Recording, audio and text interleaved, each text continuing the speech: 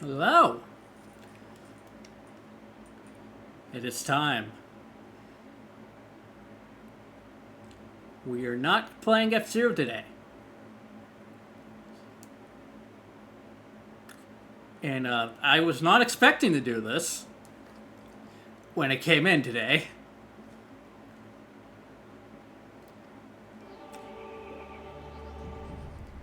Yeah, because it is in such good condition that I'm willing to start this game today instead of the original plan.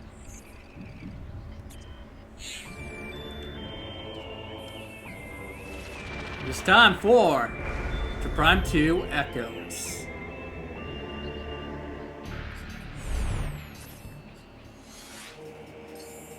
And I did play it a little bit. Didn't get too far.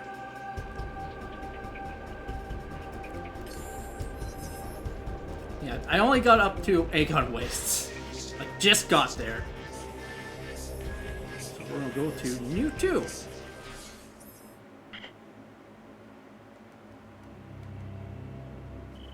I'm gonna turn it down a bit. It's kind of loud.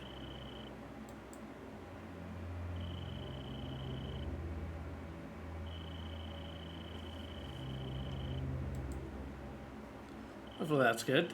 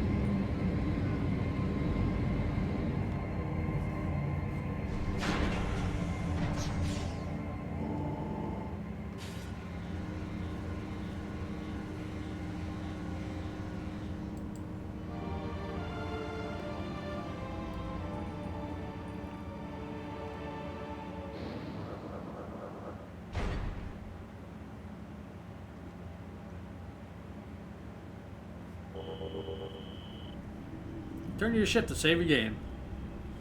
Speaking of...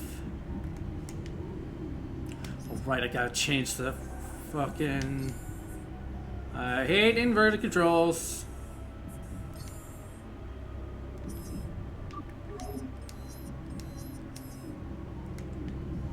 There we go. Much better.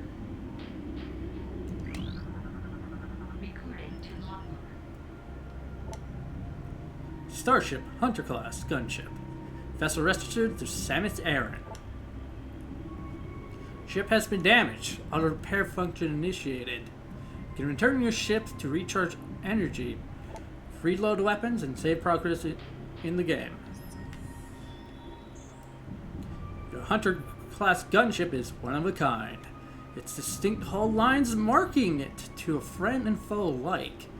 It's custom built for you by the Federated shipyards at I believe that's supposed to say alien. Yeah, let's go with that. Aliens is 3. It contains a mobile energy recharge system and micro factories designed to produce ammunition. Sophisticated onboard computer stores mission data collected in the field for future reference.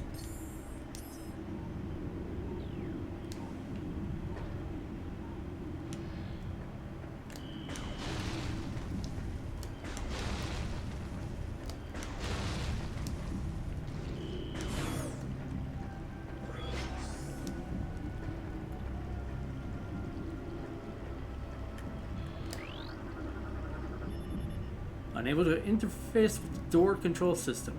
Cannot translate alien text.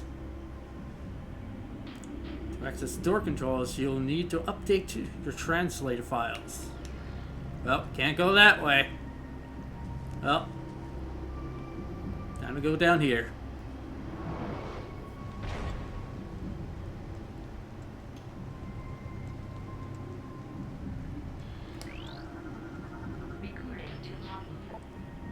Mechanism. Mark 6 gate. Armored defense system. This gate is used with armored security locks. The locks must be neutralized for the gate to operate. The gate is durable, resistant to all but the most potent explosives. This gate is used with armored security locks which must be neutralized to operate the gate. It is resistant to all but... Okay, basically the same thing. Alright.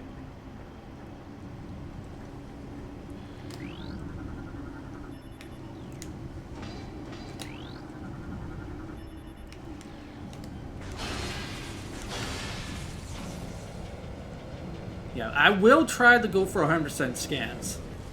I've never done that yet.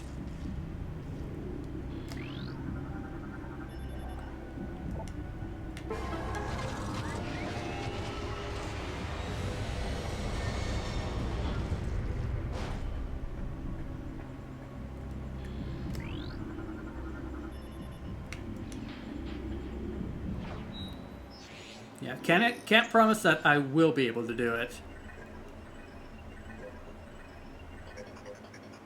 Let's hope I can.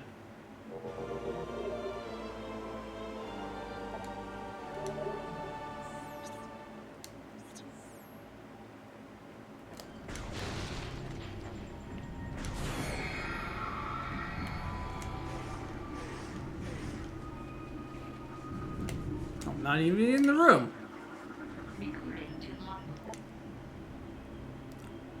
Worker Splinter, drone of the Splinter Hive. Low threat target. Generates webbing for use in its duties. The Worker Splinter is bred for service, not combat. Spends its time collecting foodstuffs and raw material for the hive. A layer of mucus helps to protect the creature from the toxins and chemicals it often works with. They can generate sturdy, pliable webbing, useful in travel throughout the hive.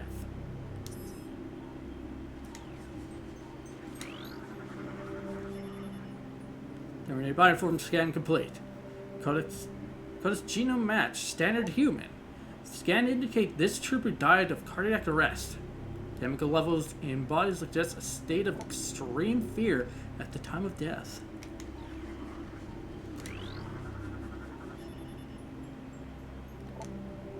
So it's Fate of Wounds. Galactic Federation assault weapon. Trooper was in all likelihood killed by friendly fire. Whether it was an accident or not remains to be seen.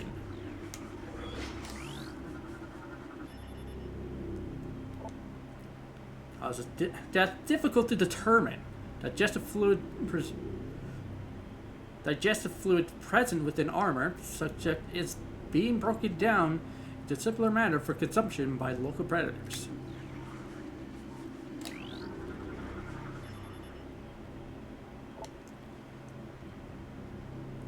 Scans detect extremely high levels of an unknown toxin in target's body. Numerous micropunctures in armor and body trace elements of toxin around these areas.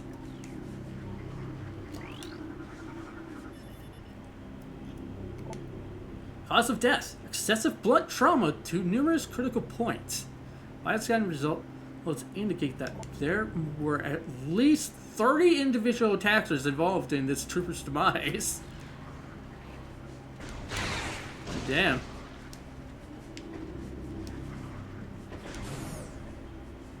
Yeah, we could just ignore them.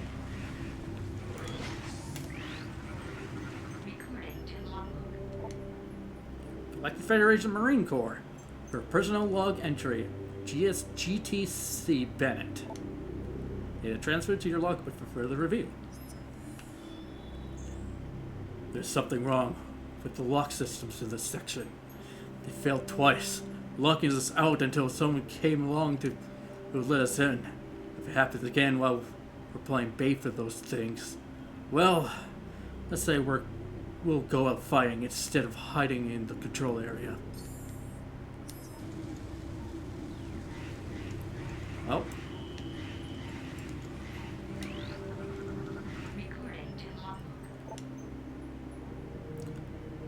SBC B. Reeves. I don't like this plan. This hive is a small portion of a larger network. There may be dozens of hive systems like this across the planet, and they may all be linked. The store on this one may buy us time, but it also provoked the other hives into attacking.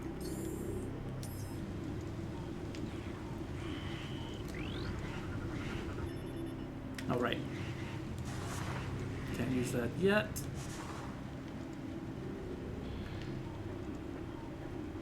So I'm not missing anything. Alright. Does it say? Bioscan complete. Galactic Federation Trooper. Zero life signs. Trooper's armor appeared heavily damaged. Unable to cover log entries. Oh. So much for that.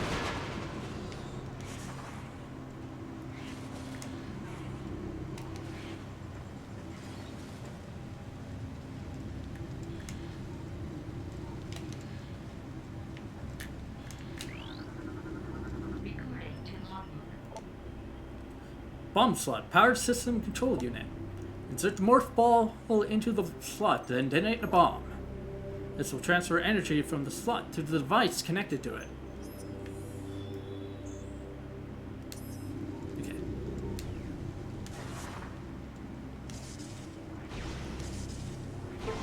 That's the GameCube. No spring ball.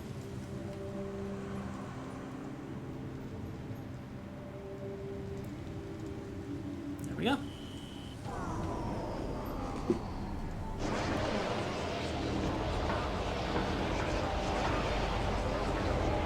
Oh no, it's zombies!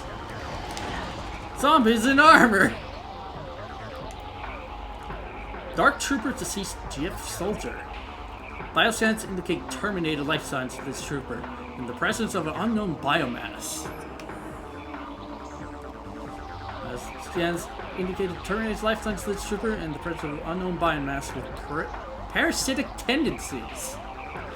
Though the trooper's armor has been compromised, the bulk of it remains intact. Weapon systems remain online as well. Full parasitic fusion has yet to be obtained, resulting in low agility and response time.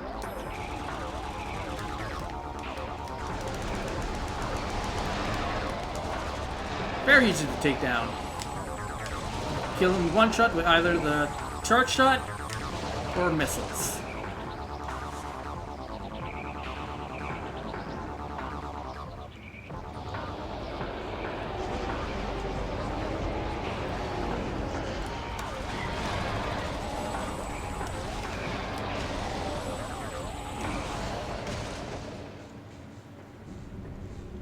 Yeah, in the Wii version, in the trilogy version, you actually have to aim. Okay. Not important.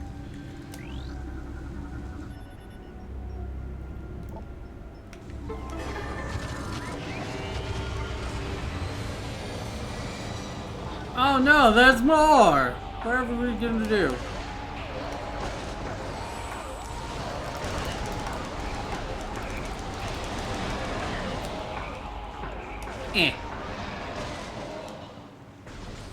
I need more missiles. that it's gonna matter in the next room.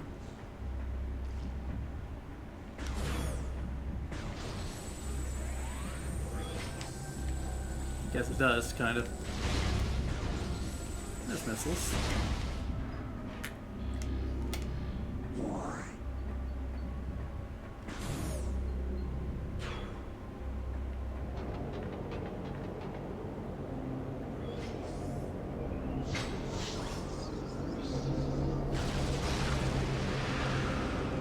Ooh, that!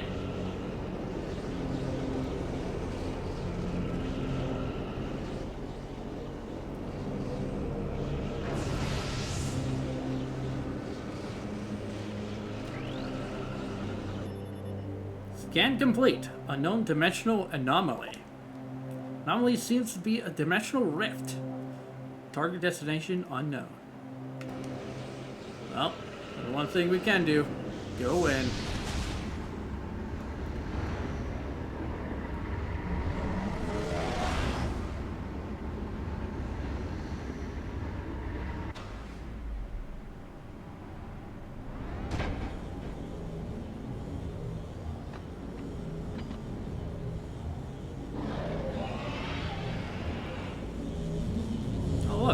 Phase on.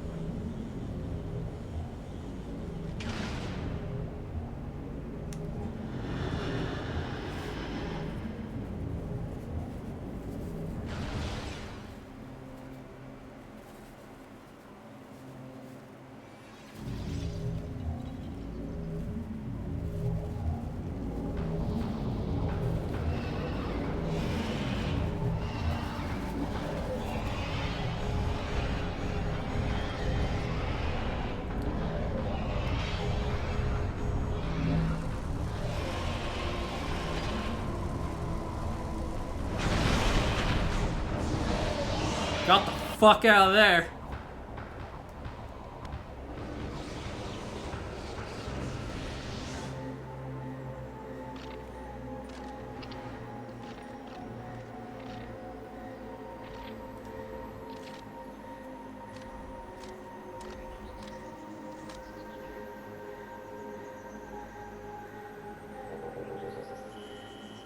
To the battle suit.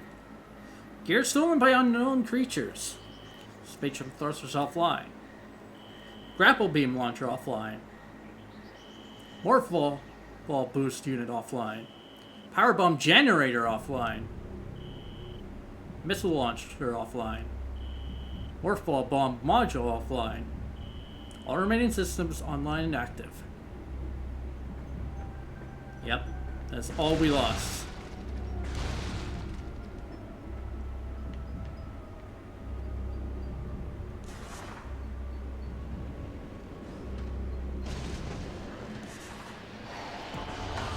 And we can just use this charge shot to take this guys down in one hit.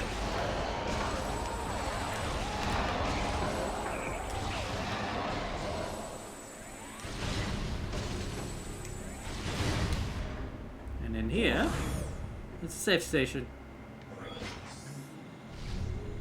You no longer have to scan it. It's no longer important to scan to get.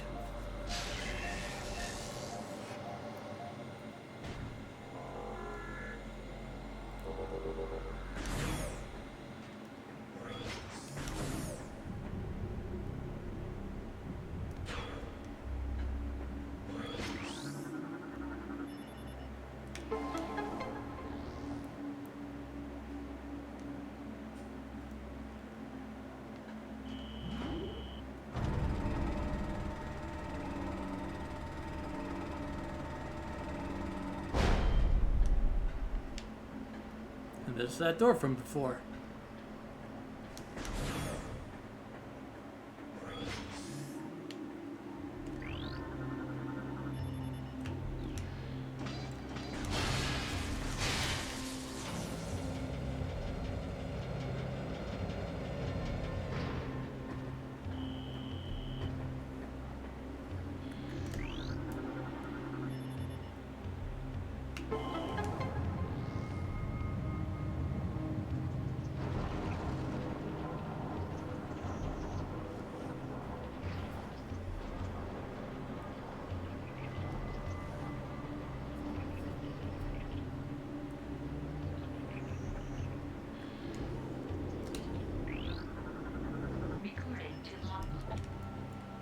Splinter cocoon.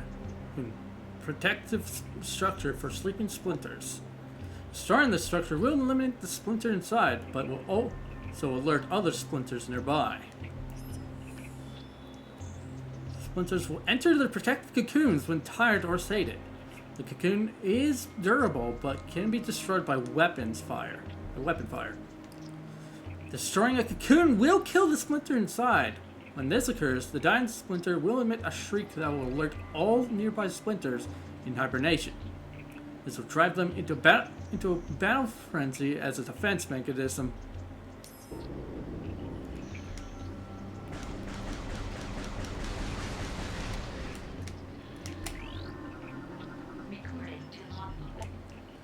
Splinter. There's predatory insectoid hunter. Splinters are aggressive and dangerous in numbers. Their light armor is no match for your weapons, however. When it isn't hunting, a splinter will secrete a protective cocoon around itself and enter a state of hibernation. Localized seismic disturbances will awaken the splinter, triggering a state of blood frenzy in the process. While in this state, a splinter emits pheromones that trigger frenzy in all nearby splinters. Disturbing a pack of sleeping splinters is not advisable. I wonder why.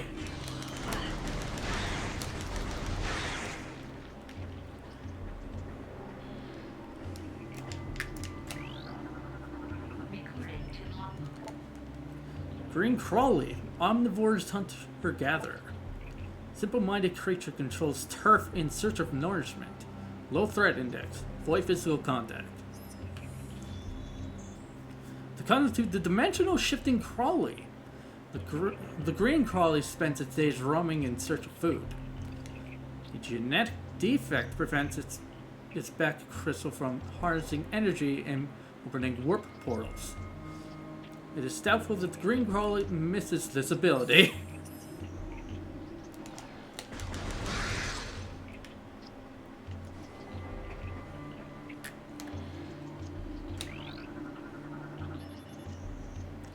Destroyed Splinter Cocoon.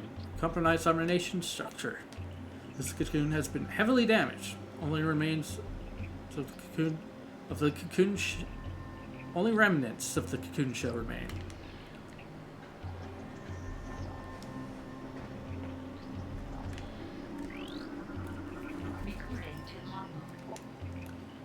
Mark II portal bridge system.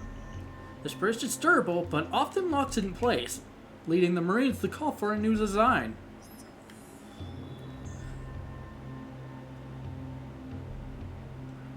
The bridge is durable, but often locked in place, leading the Marines to call for a new design. The Mark III should enter service within the next 8 cycles.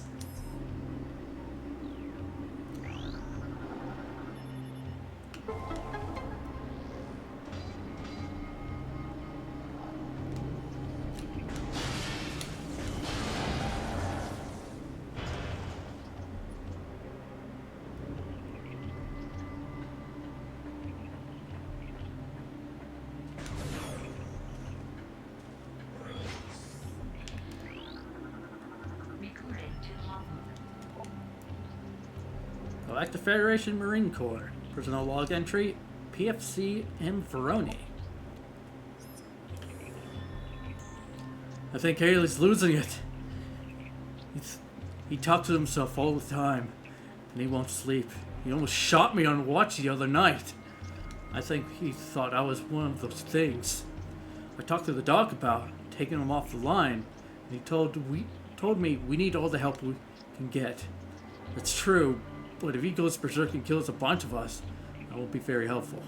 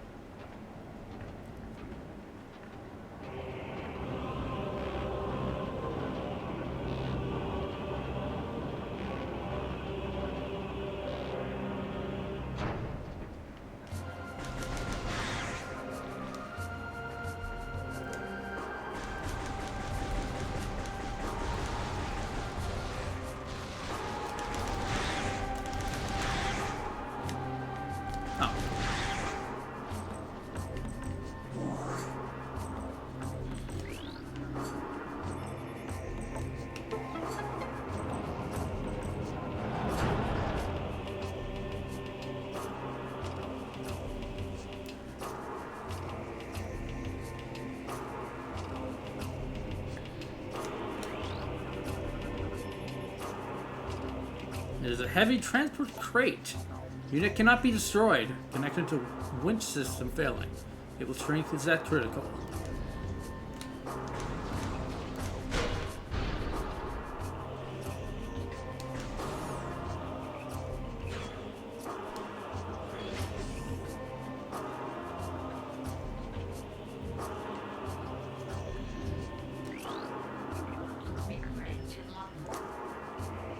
Mark 7 defense gate. Durable Federation barrier. It is composed of densium, invulnerable to most weapons, though high-yield explosives are effective. Mark 7 defense gate is composed of densium, invulnerable to most weapons. Often used in conjunction with a remote scan access control panel.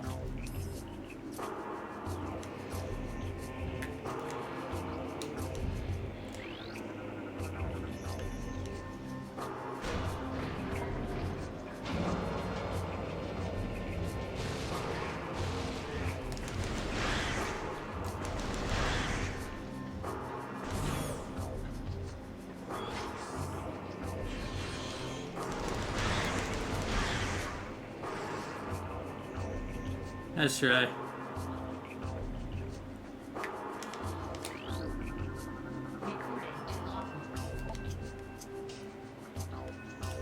PFC El Broda. We'll be making our stand here. The engineer tells me there's no way we'll get the ship's engines online, and the atmospheric interference is scrambling our distress beacon. If anyone reads this, know that we did our duty and fought well.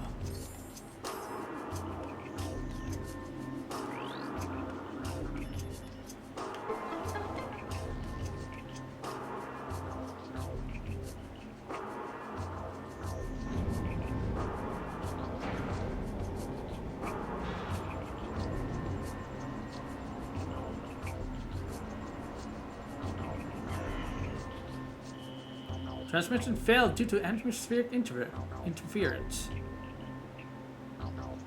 Yep, like I said.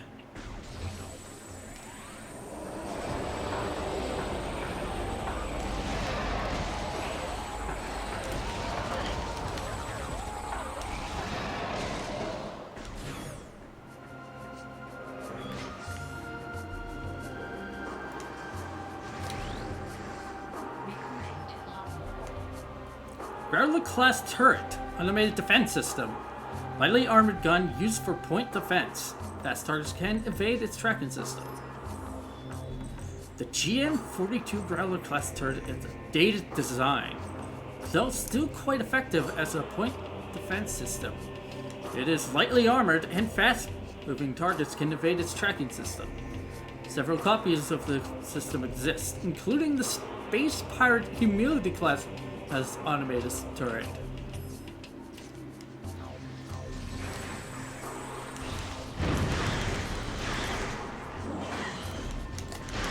Out of here. Before we go in. Okay, not important.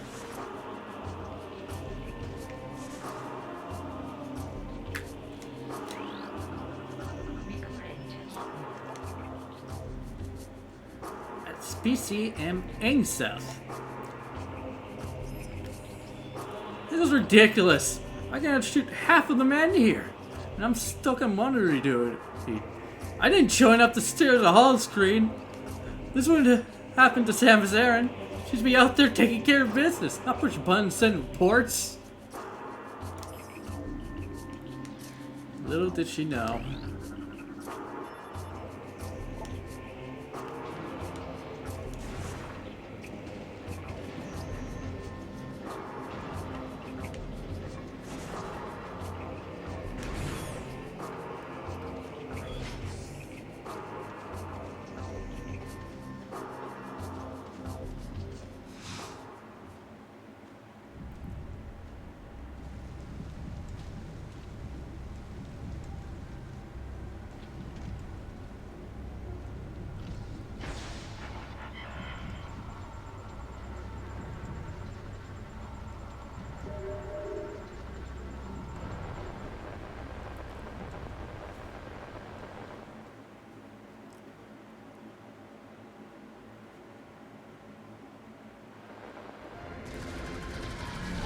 While in patrolling the Dasher system, we engaged an unknown space pirate frigate. The enemy frigate was crippled and it crashed on the planet Ether. We followed the pirates, but our ship was damaged by the storm as we entered Ether's atmosphere.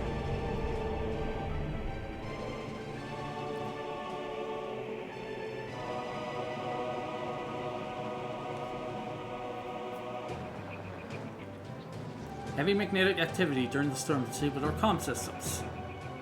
Upon landing, we split into 2 units. One to set up ops and the other to do the other things.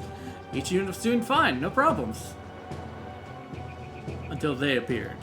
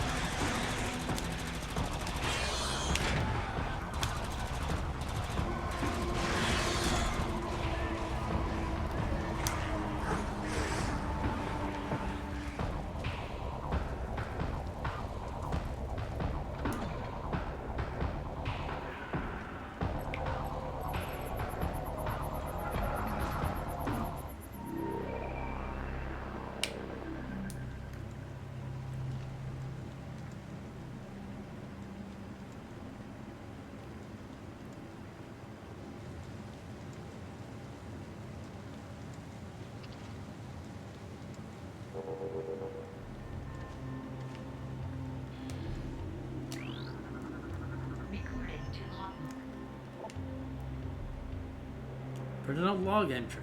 Captain A. Exeter. I'm getting sick. It was a real bad idea going down there. Reeves is right. That hive is just one of many. Stupid to stir a hornet's nest, especially if you plan on sleeping under it.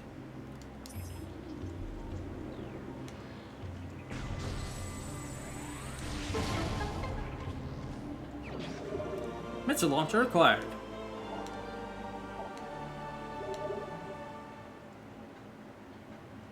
Now have missiles again.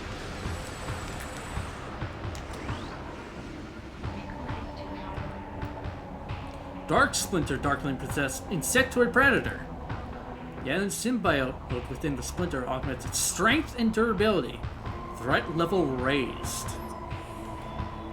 Target is a host to a parasitic bioform. The presence of the parasite increases the target's overall combat threat level. Concentrated weapon fire will damage the target.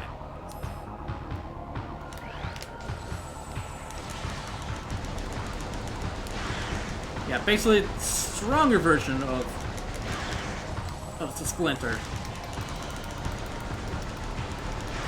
Still, not very threatening.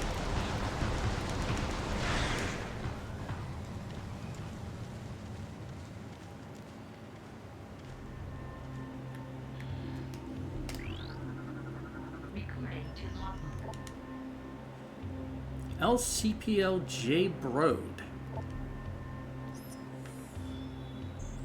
Man, I hope that is the only breeding ground for these things. If there's more, we're in big trouble. We had a hard enough time taking that one out of commission.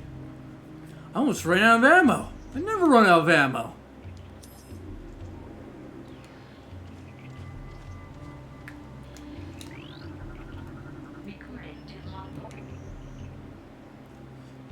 PFC G. Haley. I hear them everywhere. They're coming. Can't sleep. Ever. They'll eat me. Eat! You can tell he's gone insane.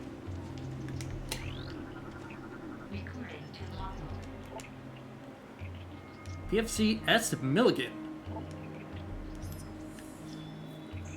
Brother lost the bet, so he's switched watch duty with me.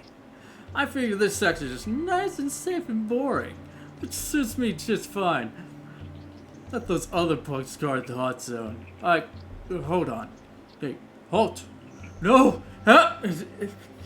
Transmission ends. Well. What fool?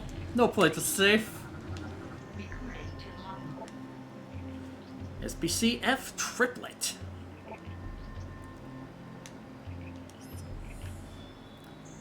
Sarge says those splinters remind him of some killer bug he saw on another planet once. Also, is the things are fast and take a lot to drop. Especially, pretty soon we're gonna have to go to bayonets. Everyone's low on ammo, even Brode, and he's the cheapest grunt I know.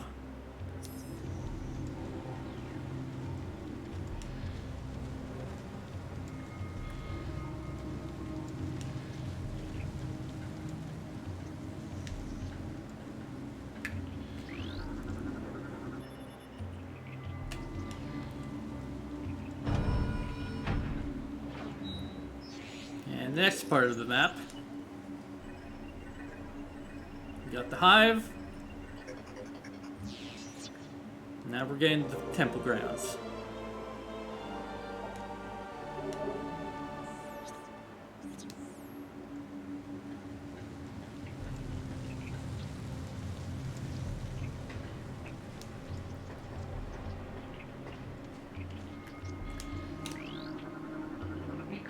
I decided to do this first, because this is missable.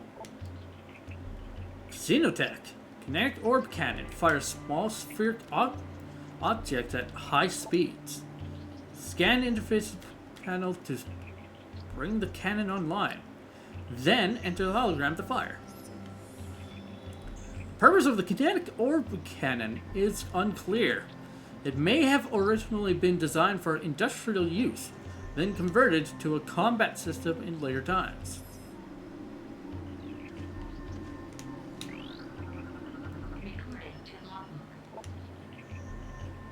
PFCI, Craney. Last night at Chow, Angseth starts talking about some bounty hunter and how she blew up a planet full of space pirates. I told her I didn't believe in fairy tales like that, and she took it personal. I just find it hard to believe that I find it hard to believe that one person took out an entire space pirate base. That's all. If you want to believe in the Samus or Bigfoot or Santa Claus, you can.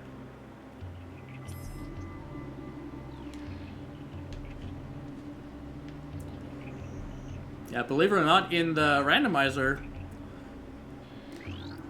one of the Joker scans actually references that, saying that Santa Claus and Bigfoot are canon in the Metroid universe. It's not something you normally think about. When I first saw that, I'm like, oh my god, they're right.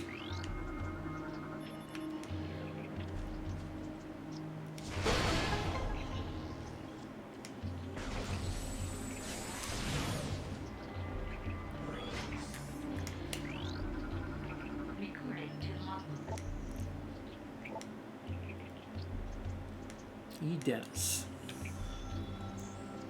I'm the only one left. I had to get out of the hive. But when I got to the ship, everyone was gone. Dead. Heading for that alien building we saw earlier. Maybe someone can help me there. Wait. There's a movie down there. Hello? And that's when he died.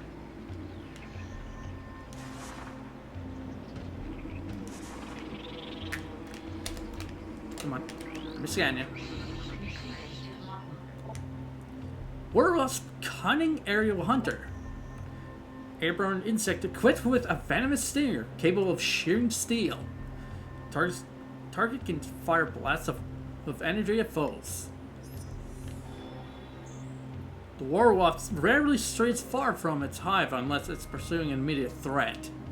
It attacks with no regard for its own survival, dive bombing its enemy with stinger extended. Fast-working toxins from the stinger can incapacitate most small organisms. If it battles foes at range, it will fire bursts of potent energy.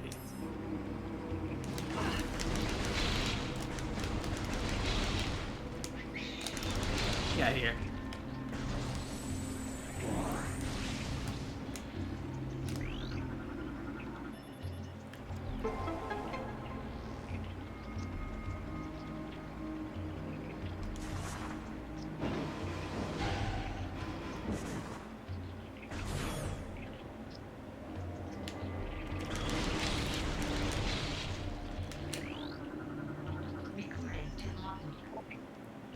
Werewolf hive organic domicile for insect predators. Destroying this structure will eliminate werewolves inside. Explosive weapons can damage it. Werewolves require considerable amounts of sleep after a long hunt. They weave a protective hive from organic fluids so they secrete themselves. Then crawl inside to rest. Though safe from most predators, the hive can be damaged by explosive weapons.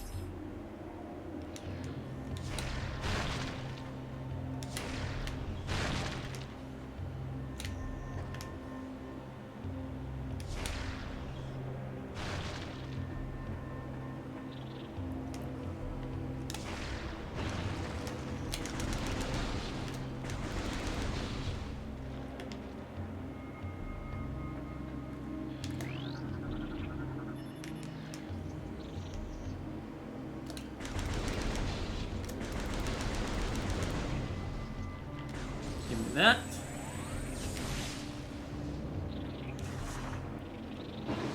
Now I leave!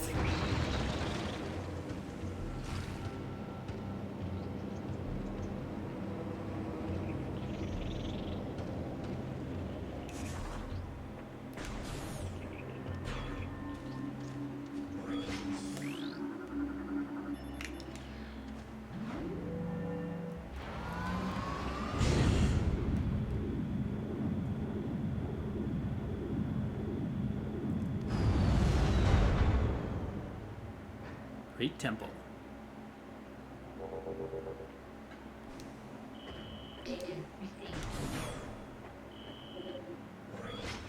Yeah, just going to tell you about the safe station just up ahead.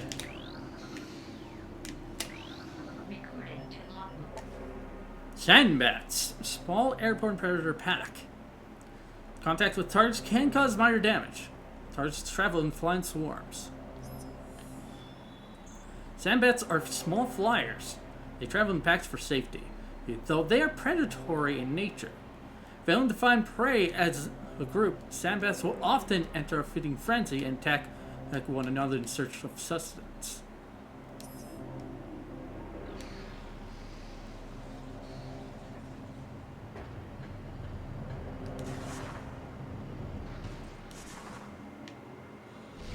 It is a good idea to save here, because the fight up ahead will suck if you get stuck between a wall and the boss itself. I've had that happen before.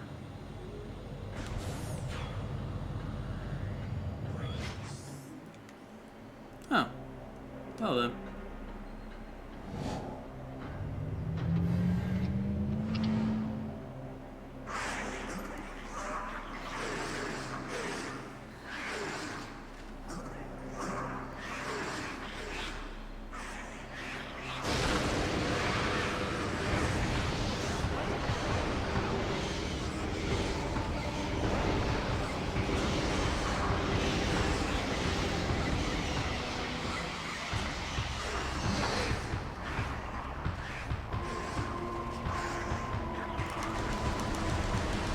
Don't worry about using missiles quite yet.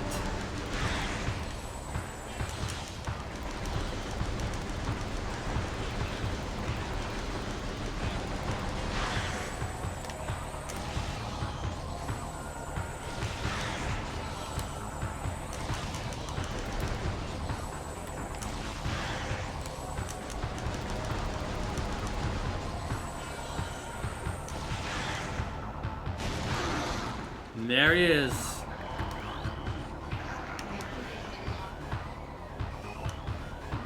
Alpha Splinter. Alpha male of a war pack. Gigantic predator. Very swift and strong. It uses ramming attacks to defeat its foes. Splinter warpacks are dominated by the largest male. Alpha Splinters are their tremendous strength, size, and speed to subdue and kill prey, paving the way for their smaller broodlings. Ow! Ooh.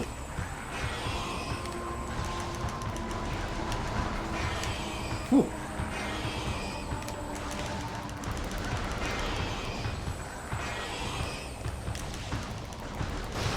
You're in a weird spot. First time I've seen that.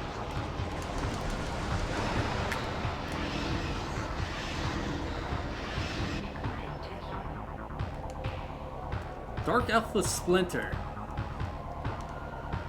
A gigantic predator with symbiote enhanced strength, speed, and armor. Splinter Alpha males are the first to be targeted for Darkling possession. Dark Alpha Splinters grow in strength and durability, making them an even greater threat than normal.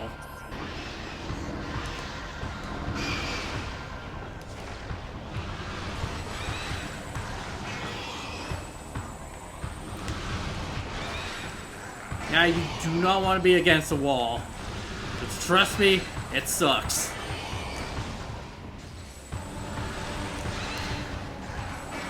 You do the most damage with charge shots, as you can see. I don't know. Same amount of power.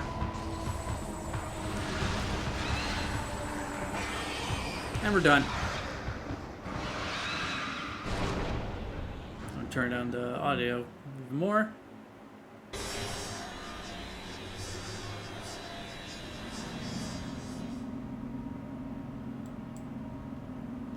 Hopefully that's good enough.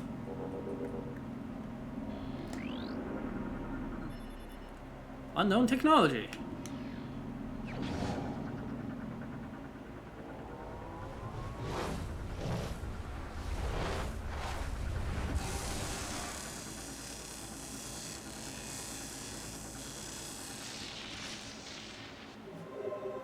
System alert.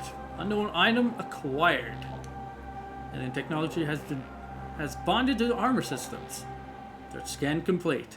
No negative impact on suit performance. Huh, I wonder what we just got.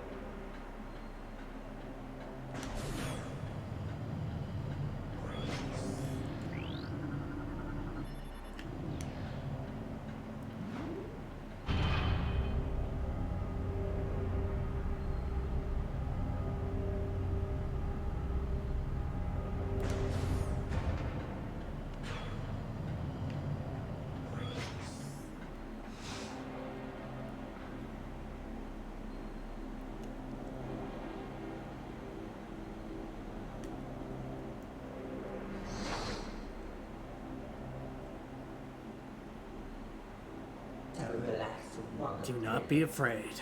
I am Umos, Sentinel of the Luminoth. Please listen and hear of our world's peril.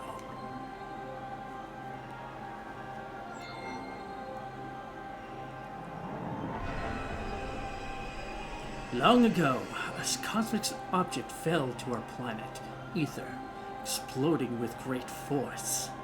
A rift was torn in time and space, and a strange power flowed over the world. Where once there was one ether, there were now two. One of light and one of shadow, each existing in its own dimension.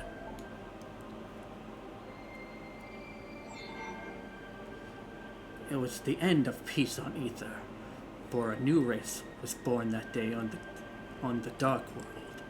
One filled with hate and terrible power. They are the Ing. The Ing are creatures of shadow and darkness, know nothing of peace or mercy.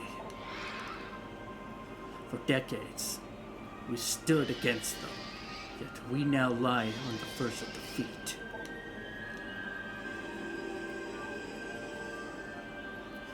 When Dark Ether was born, our planetary energy was divided, half for our world and half for theirs.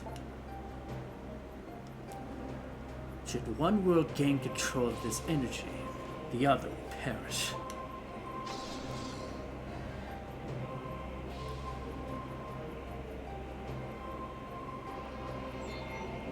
Before you arrived, the Ing had stolen a device from us, one that collects planetary energy.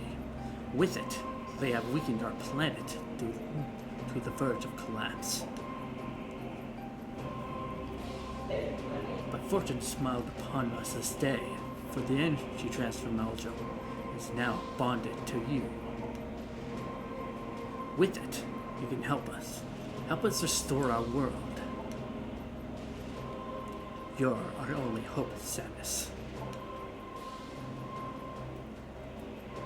Should we fall, the Ing will look to the stars for new planets to ravage and conquer. Your species could be their next victims. The Ing have taken our energy with 3 temples on Dark Ether. Find these temples and transfer the energy from them to our own. I updated your map system with the location of another temple. There is knowledge there that can help you on your way. I've also updated your translator module. You can now access devices and doors coated with violet holograms. Many lands are now open to you. Prepare well for your journey. The Ing now know you possess the energy transfer module. They will try to recover it at all costs. Return to me once you have restored the energy to a temple. I'll aid you as I can. May the light of Ether shine upon you.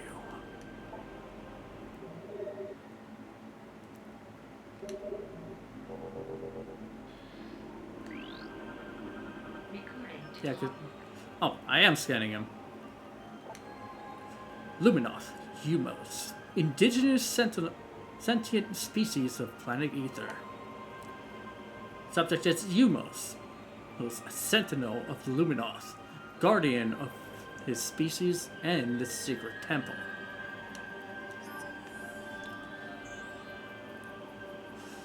Subject is Umos, a sentinel of Luminoth. Scanning indicate numerous beneficial abilities, including heightened reflexes, durability, psionics, and flight. Ability to generate and manipulate energy on par with that of the Chozo. Dating scans suggest the age of 2.15 centicycles. Only known active member of the species remaining. And Luminoth locked in protective stasis until crisis is over. Resolve. Same thing.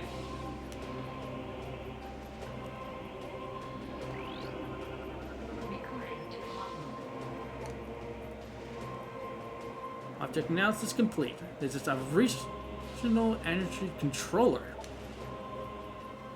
Unit regulates planetary energy in this sector and is linked to a global energy network. Energy controllers were built by the Luminoth to regulate Ether's planetary energy.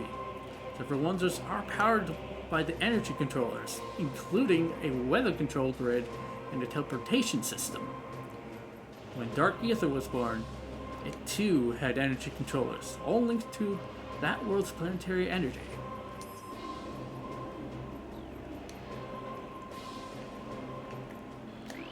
And this is how you get lore. Enough lore translated.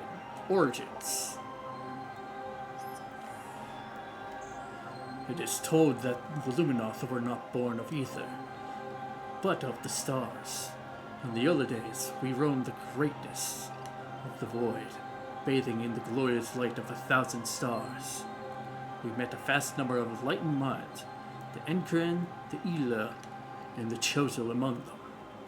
Each of them we found had claimed a homeworld and formed a deep bond with it. In time, we decided to do the same.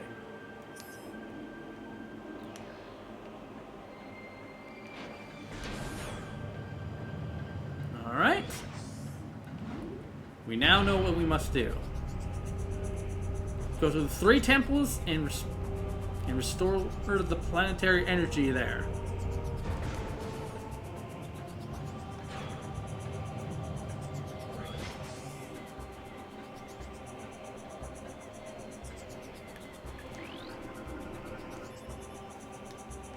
Pathway to Aegon.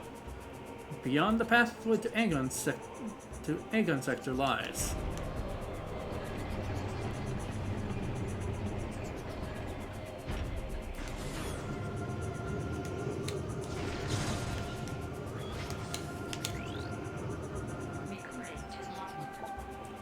Light Flyer. Light generating flyer. Target mechanoid is quite durable. It can fire bursts of energy in combat. The Light Flyer is an aggressive flying drone. Once loyal to the Luminoth, it will now fire a burst of energy at any living thing within range. It generates light at all times, making it somewhat easy to target.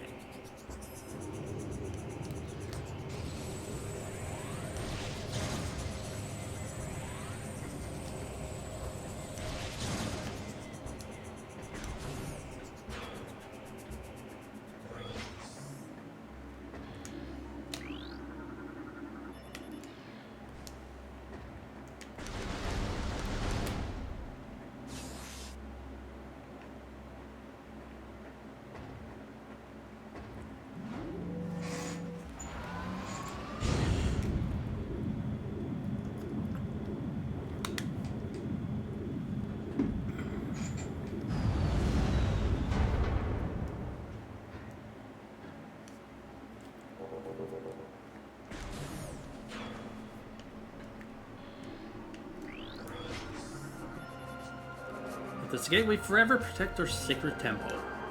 And you find enlightenment and peace.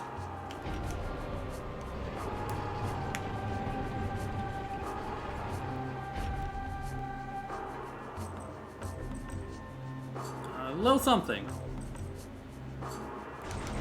These are the only cocoons you cannot destroy.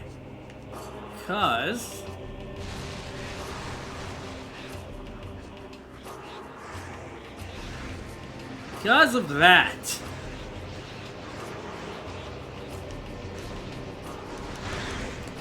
Let's kill a couple of them.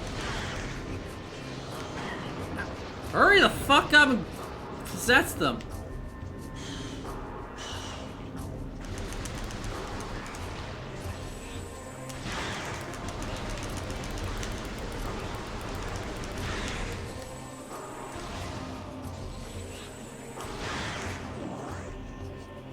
Yeah, because you do not want that. Do not want the darkness to try and possess you, because that would do a lot of damage. Trust me,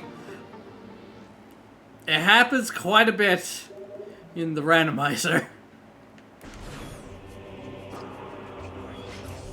Not fun.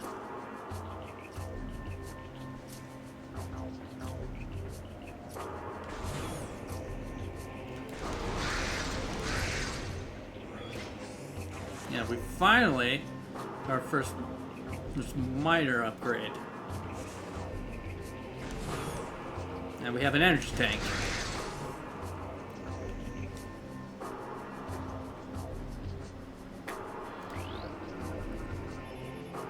Beyond this door, the path to the Aegon Waste lies.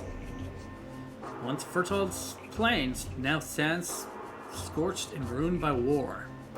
May life thrive there again one day.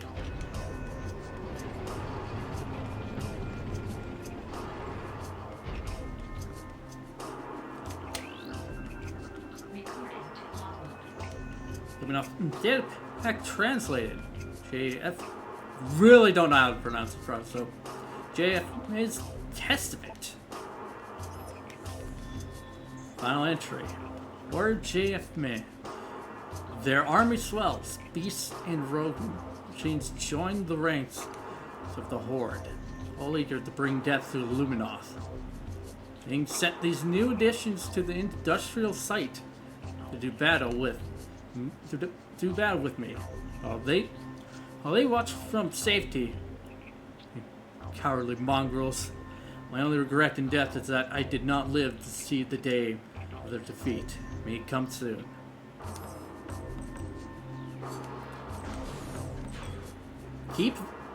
Keep that corpse in mind of where it is. That's going to be important.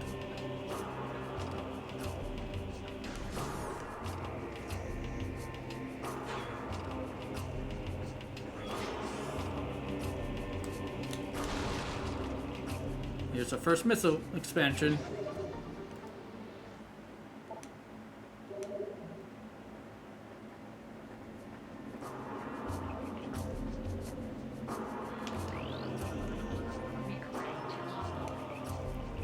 Our heritage.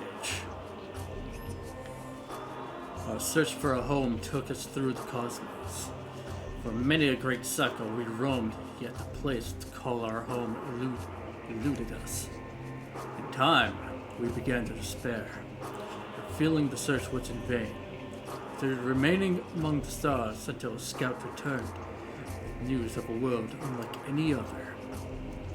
When we beheld Ether for the first time, so great was her beauty that we forsook the stars forever to live upon her surface. From that day forth, Luminoth wore her of Ether, a blessed paradise.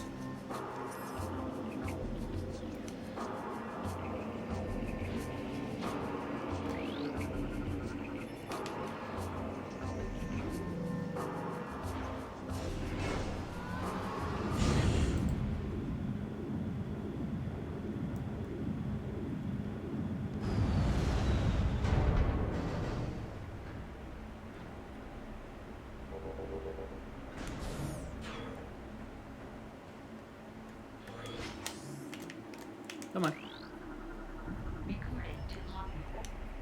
Lumite, photosynthetic flying insectoid. Relatively harmless in shadows, powerful and invisible in the light.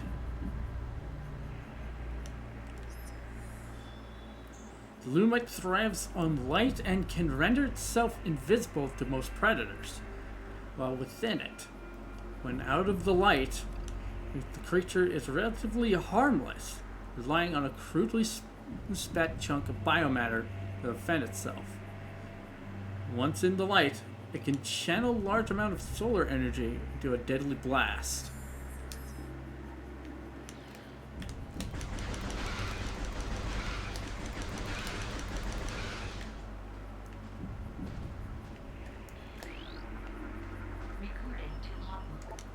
Sandgrass, indigenous strain of grass adapted to desert climate. Plant requires no moisture to survive, relying exclusively on solar energy for sustenance. Sandgrass scans indicate that the plant requires no moisture to survive, relies exclusively on solar energy for sustenance, making it well adapted for life in a desert environment.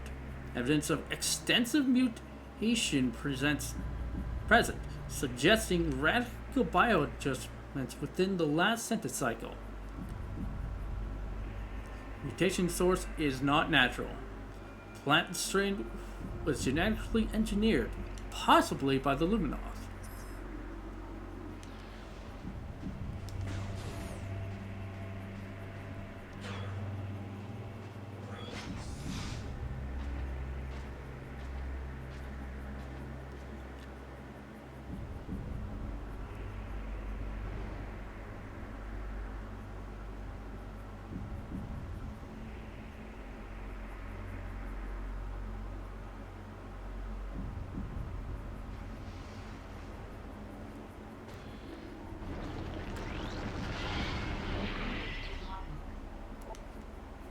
Sand Digger, desert-based tunneling bioform. Extremely well armored. Target exposed eyes to damage this creature. Scans indicate that the Sand Digger has a dual brain nervous system. Both of its heads are capable of attacking, disabling, and digesting prey. It fires globs of acidic digestive fluid at prey to cripple them and begin the digestion process. Its hide is very durable and resistant to weapon fire. Only exposed eyes can be damaged.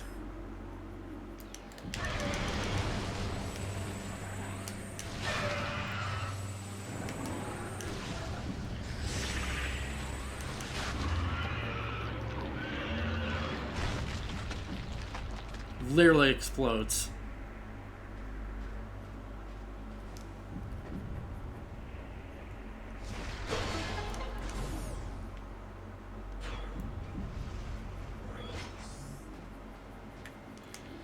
Okay, good.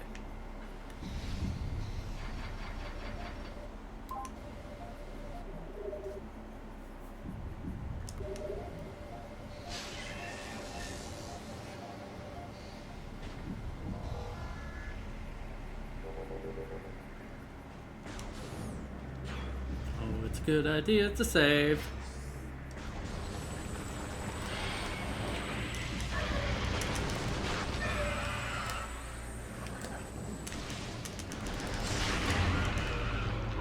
I felt like I should have gotten hit.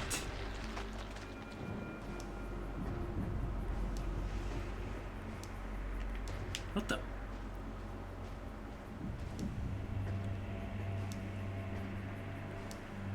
That was weird.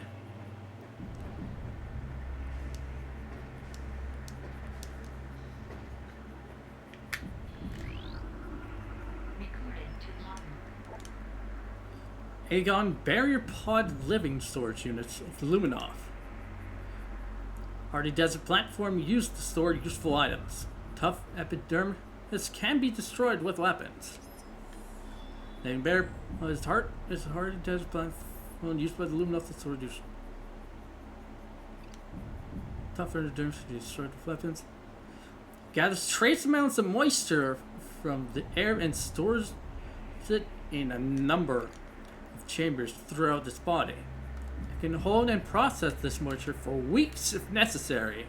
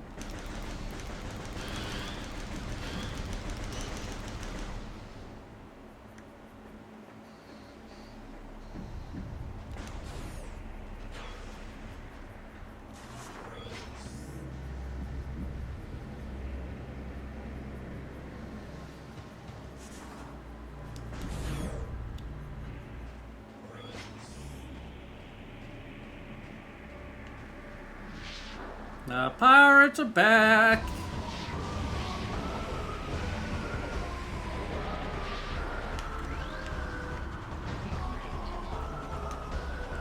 Pirate Trooper, Starfaring Brigand.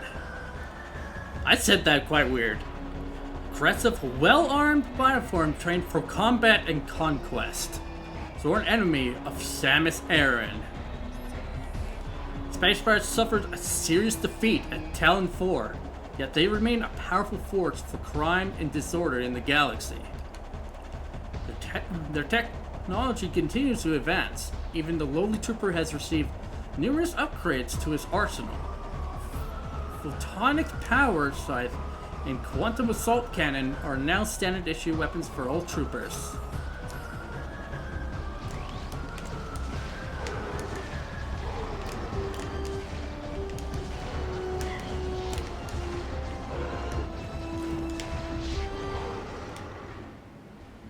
we go.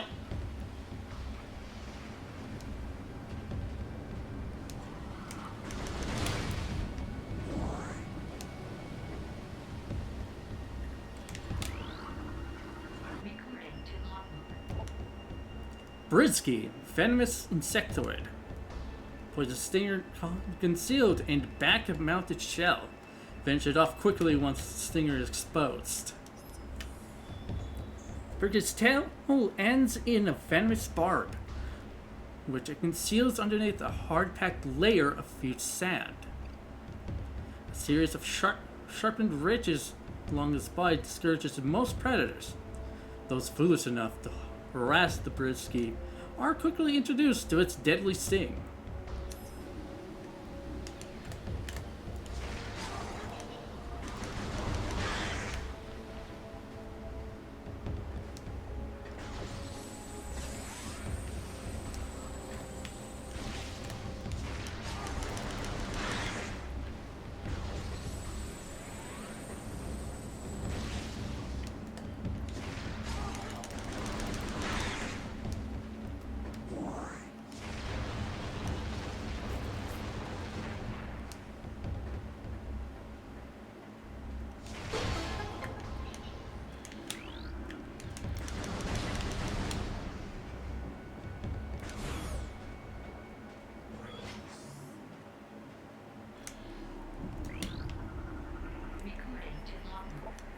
Shriekbat, territorial flying rodents.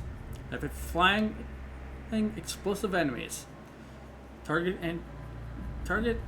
and eliminate enemy at range if possible.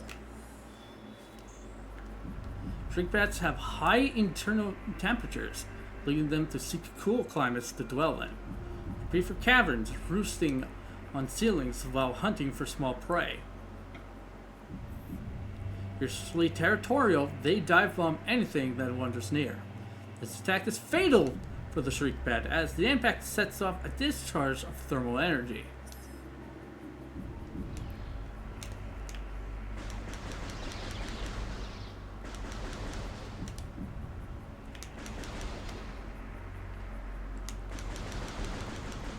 Oh my god. There we go, Jesus.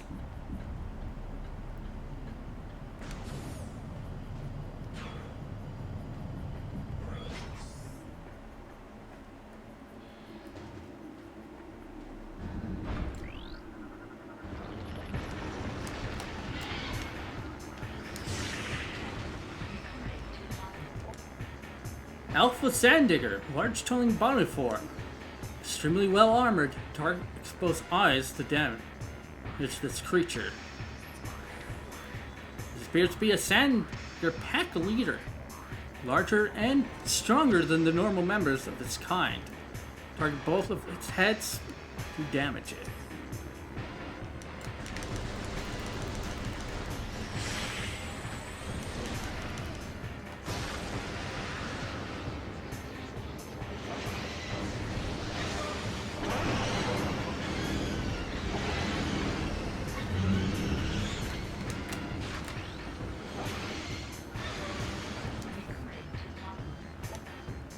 Bomb Guardian, bomb dropping Darkling. Enemy is utilizing your Morph Ball bomb unit. Although its armor is strong, its tail is exposed when moving. Its mouth can be hit when glowing. This Darkling Sanddigger has absorbed the ability to generate Morph Ball bombs. It can throw bombs with considerable accuracy, and frequently lays a spread of bombs in its wake. Head and tail are the only vulnerable spots on its body. Target them when they are vulnerable to neutralize and terminate this enemy.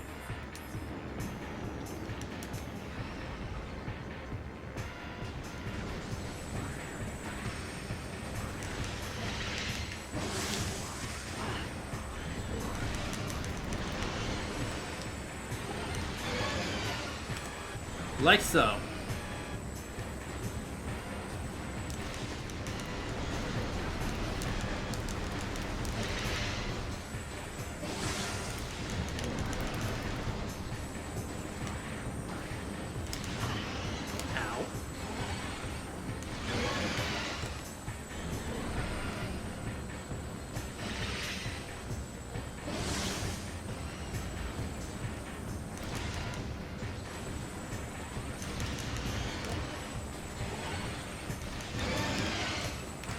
Almost got it.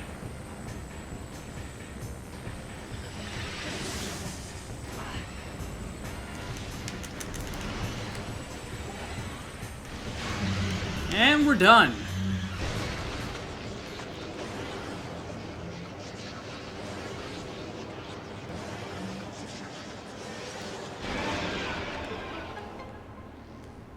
You got it. Also, hey, Ricky. You're just in time for me to get bombs.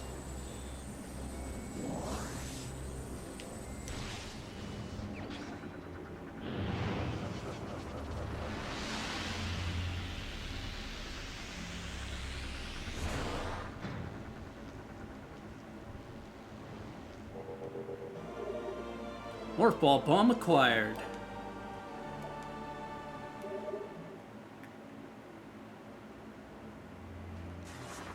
Yep.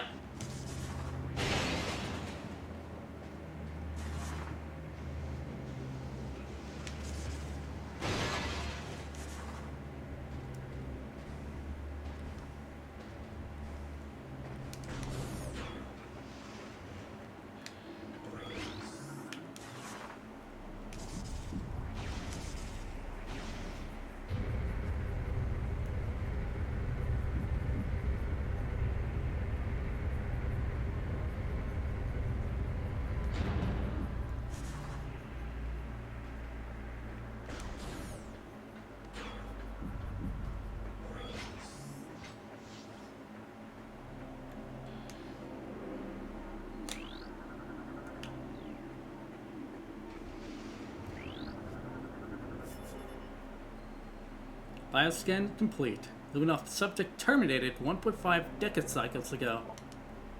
Damage from multiple weapon systems detected. Subject definitely went out fighting.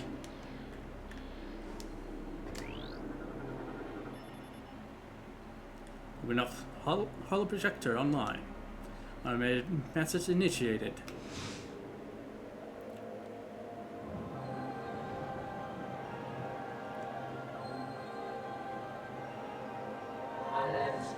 Welcome. I am Aisha, however you want to pronounce that, Sentinel of the Aegon Temple. This message survives my death, as guidance to the one who would fight the evil.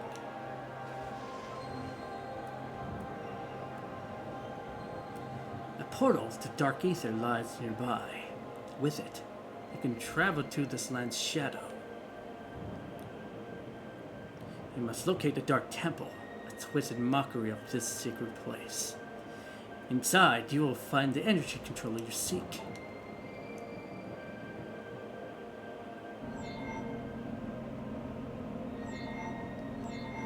The temple doors is held fast by 3 locks. The keys for the locks are hidden throughout that dark land. Your search will be difficult. Even the very air of Dark Ether is dangerous and can cripple the strongest of warriors.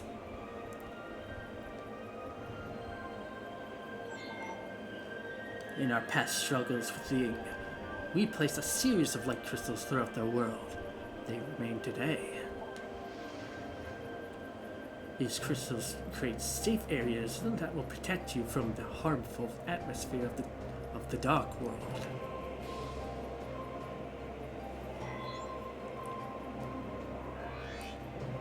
I have updated your transfer module. You can access devices and doors coated with amber holograms, where lands are open to explore.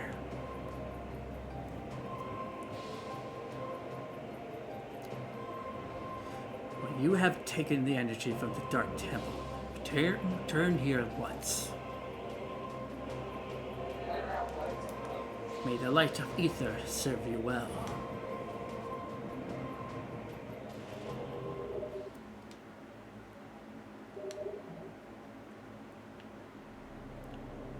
Alright.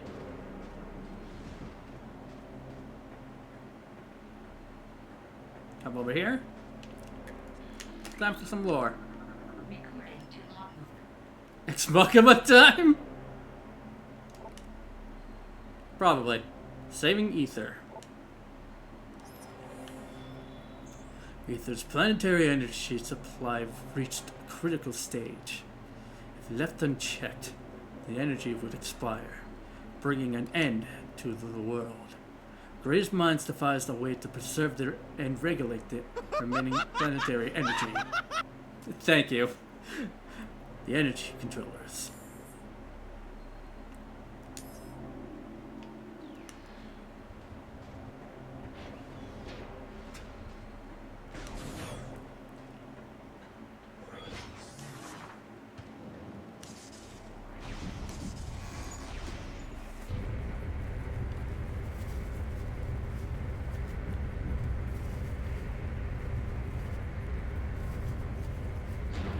Give me a moment.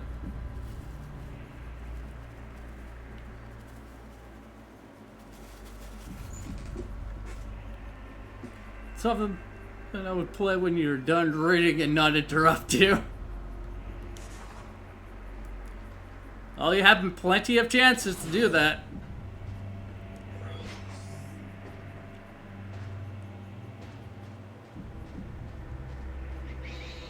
Ignoring them.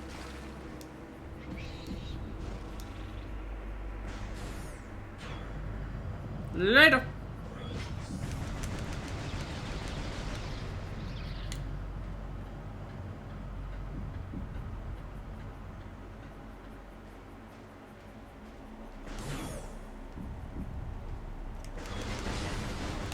And the pirates are no longer here.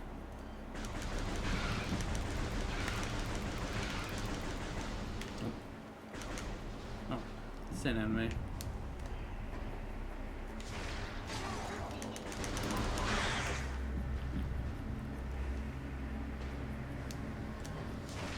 Get you out of the way.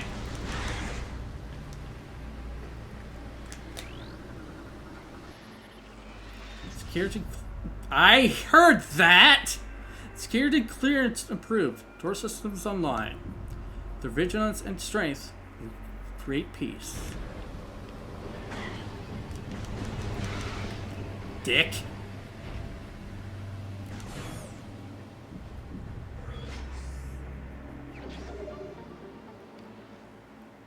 One of the enemies behind me.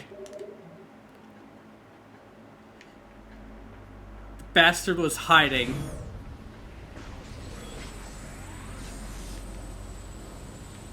Oh, we're just gonna go. Because he's invisible.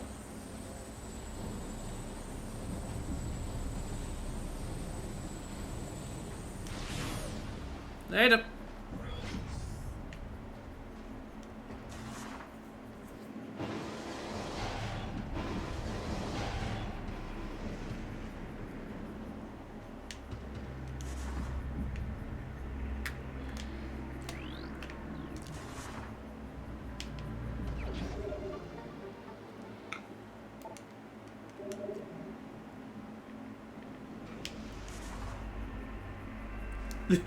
Sarcastic voice. Later, bitch!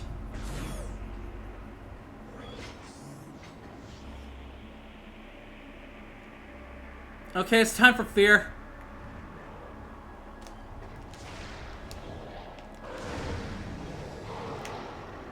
The scariest enemy is gonna get introduced here.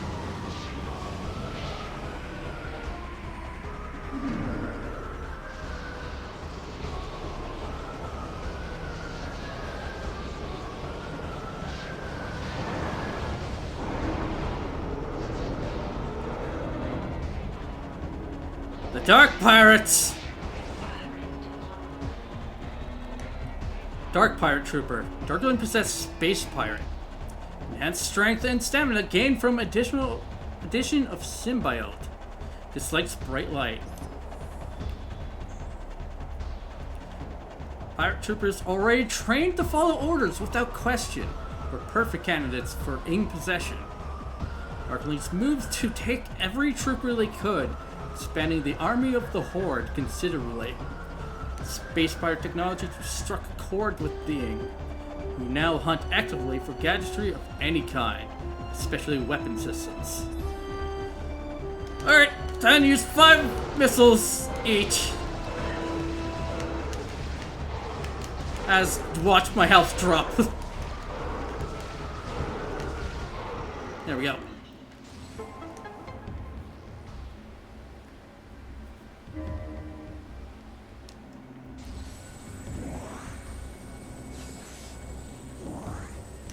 Soon we'll have a better way of fighting them.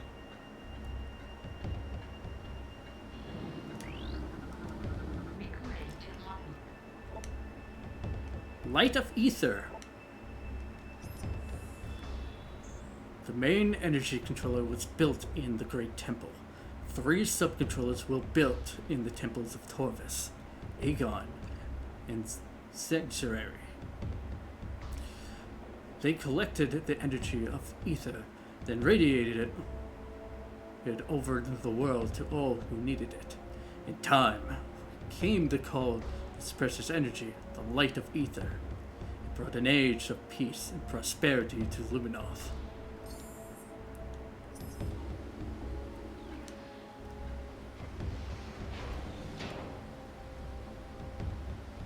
Right? Also, hey, rep. No flabbergasted when I beat that one giant pirate with no missiles. I know.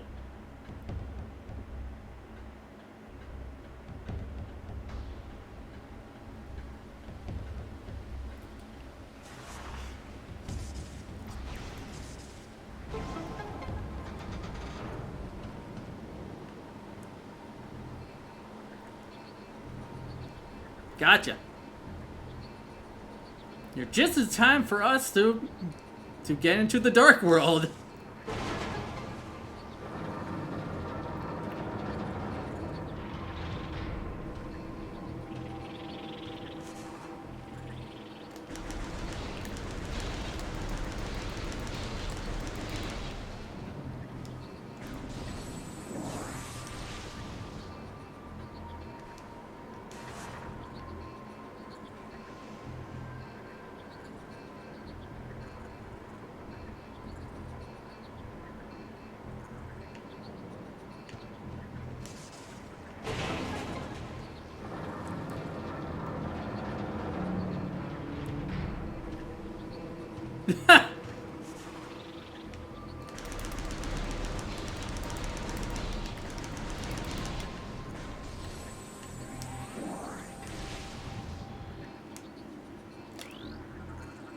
Careless like the rest.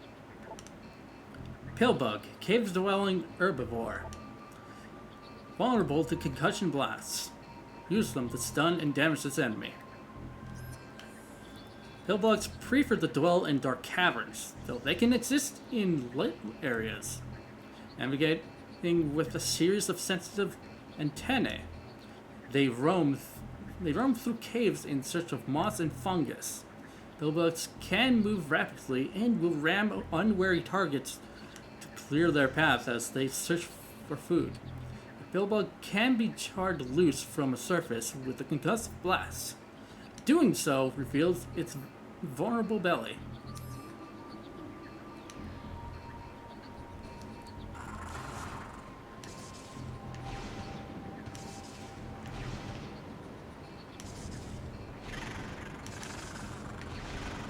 Oh, 3 of them.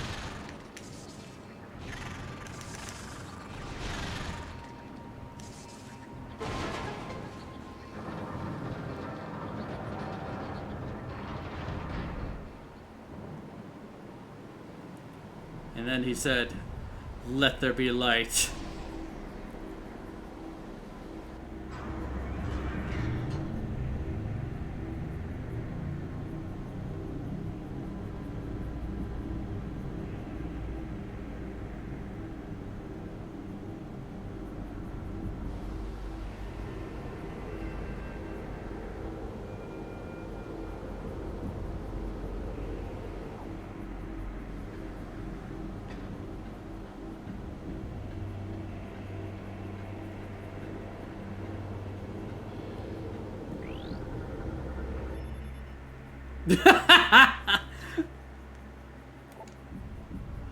Comes to use to energize and open a portal to Dark East. They're currently online. Portal generation system initiated.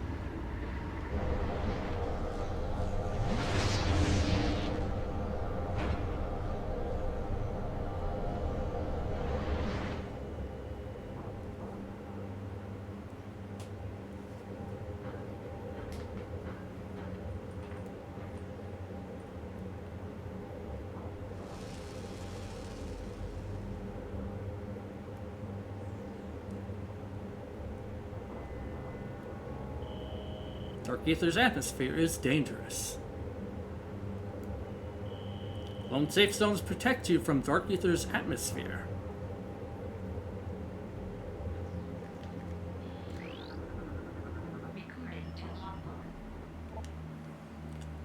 Blade Pod, living storage units of the Ing Horde. These Ing morph their bodies around useful items to protect them. They rely on larger Ing for protection. These Ing morph their bodies around them for protection, as they have no way of fending off enemies. Damage from all weapons will harm them, but light-based weapons are superior.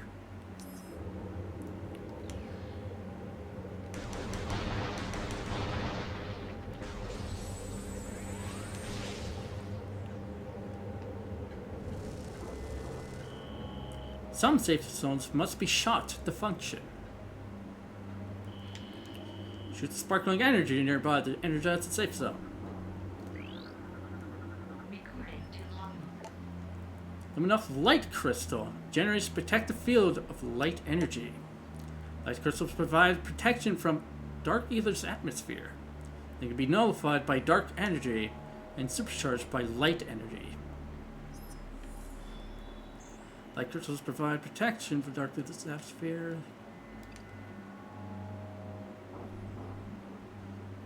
They were created by the Luminoth during their war with the Ing, and many still remain to use.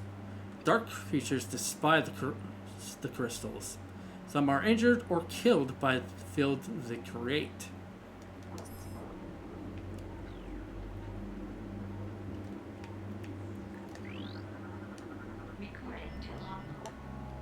Enough light beacon generates protective field when energized.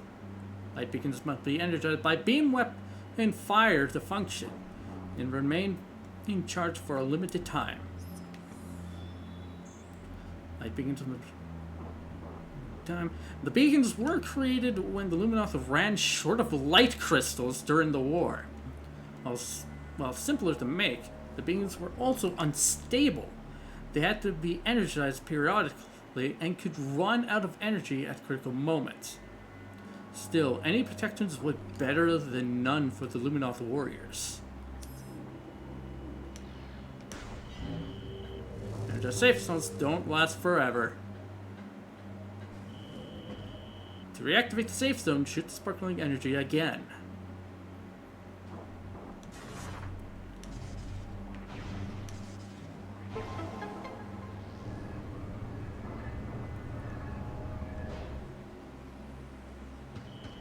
Transcendental activity detected.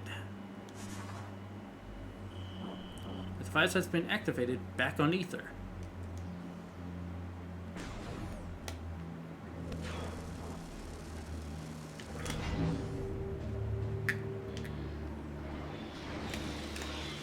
Come on.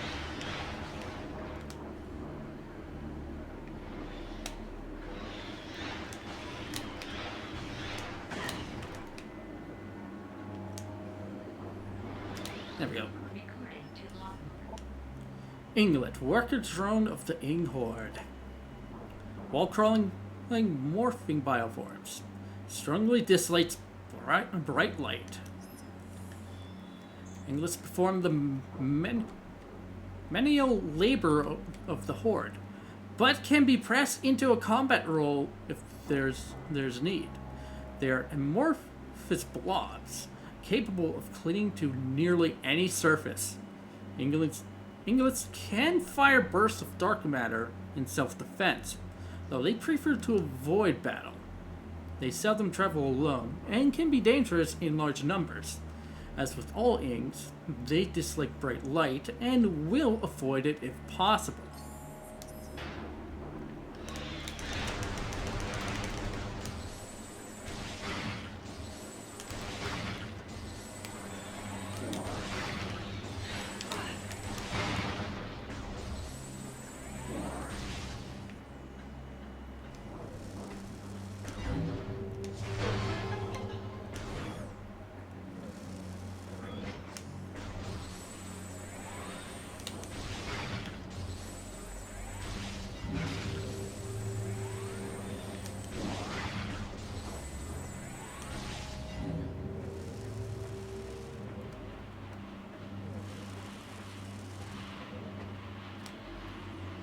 Imagine if the game made it so you couldn't hurt anything in here until you got the light beam. That would suck.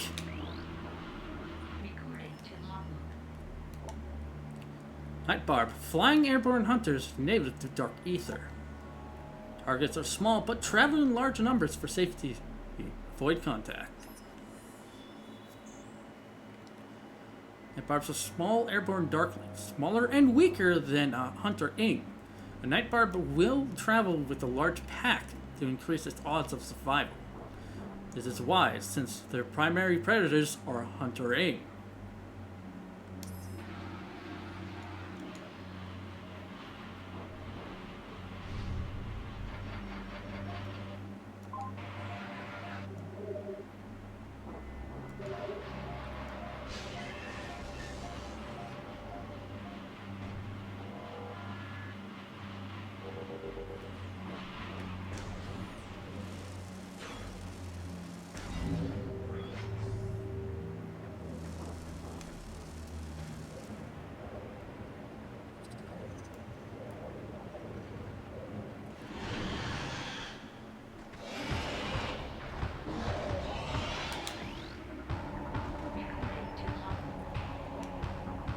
Warrior Ing, the soldiers of the Ing Horde.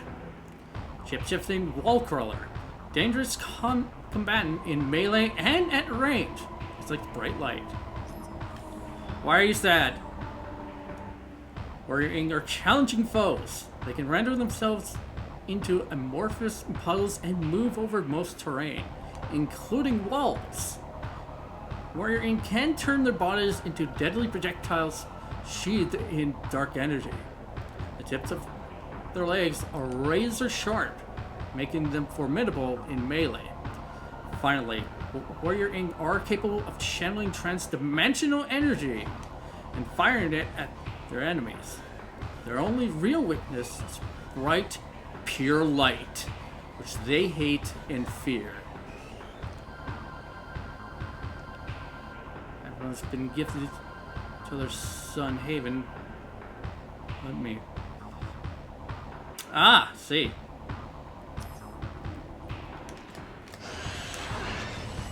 You dare step into the safe zone when it hurts you?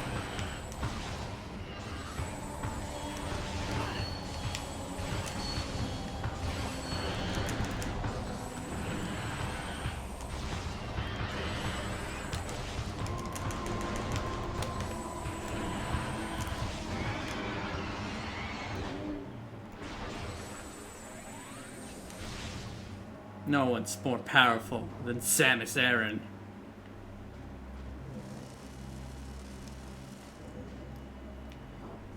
Sunhaven is like better Stardew. Didn't have fairy wings, and it looks a lot of fun when I said friends play it. Gotcha.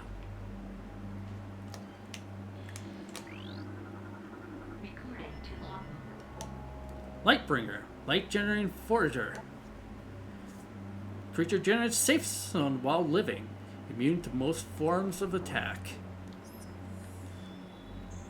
Lightbringers were created by the Luminoth for use in their war with the Ing. The crystalline creatures generate a field of life-giving energy at all times. And they can be energized like a safe zone crystal. They're immune to most weapon fire. Only a burst of matter or antimatter can destroy them.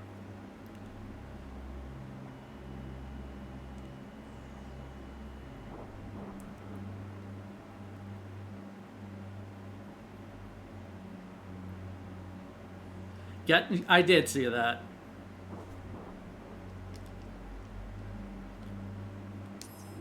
Oh, so how dare you, Twitch.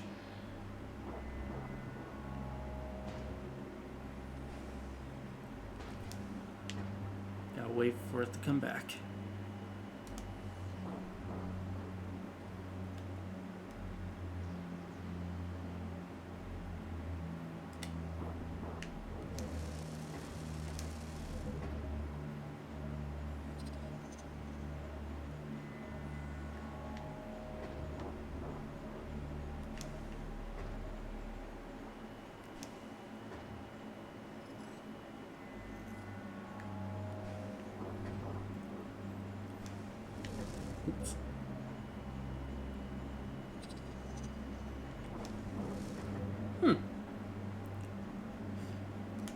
It is friend-shaped.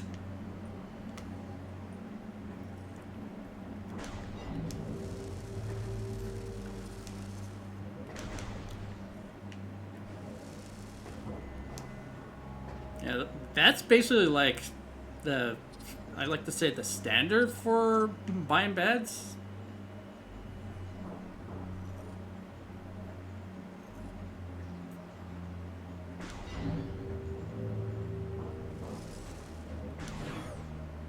Yeah, but for something like that, that's pretty damn cheap for it. Like, I assume they're normally more expensive than that.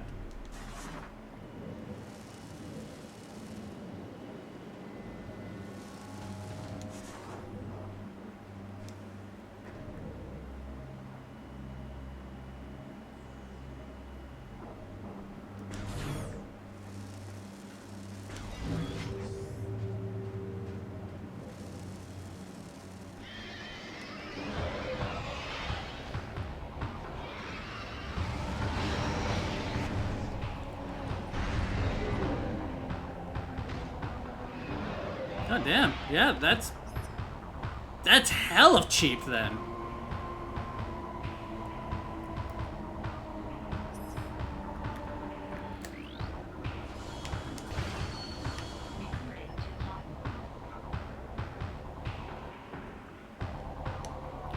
Jump Guardian, Space Jump powered warrior ink. Powerful metamorph with enhanced jump abilities.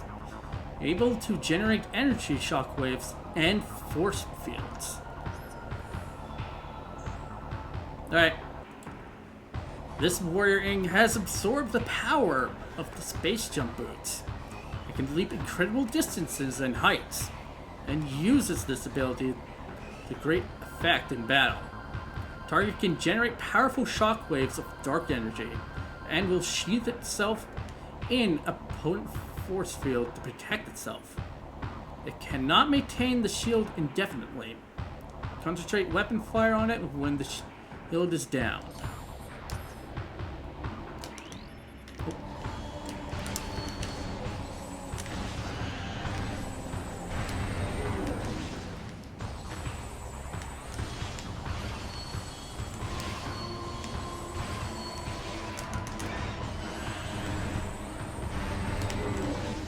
Down, sit, jump a lot.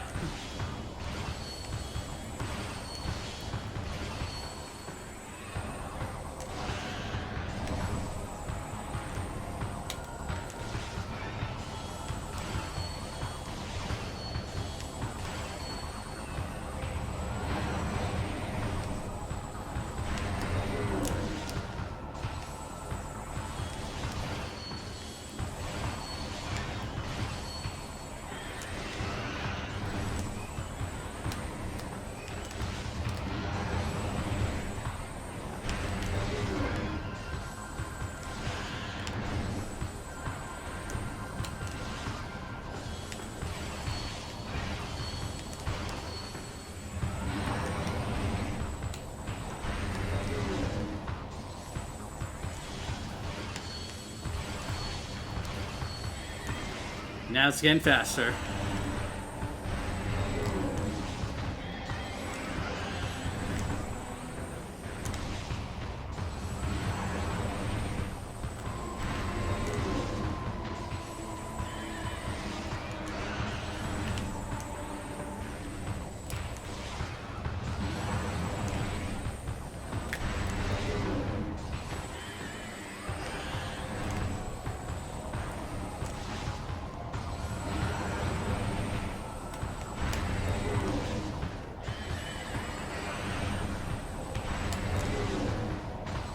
One more hit. Apparently I took more than one more hit. Anyway, done. I just feel like an ass. Well, it turned the safe zone off. Oh, some enemies can do that. And I know one boss that can do that.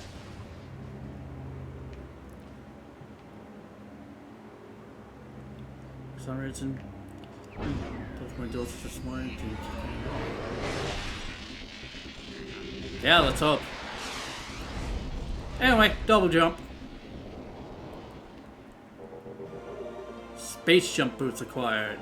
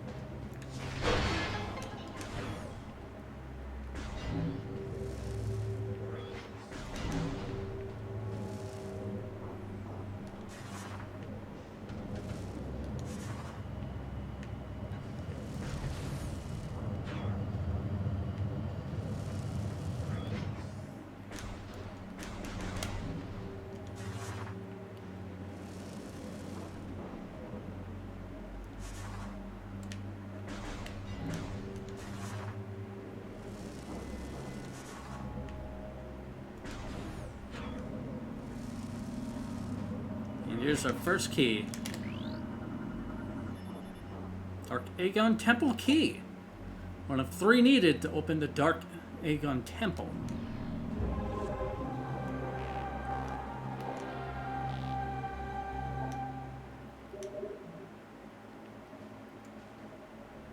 And by going to the map, you can see how many you have.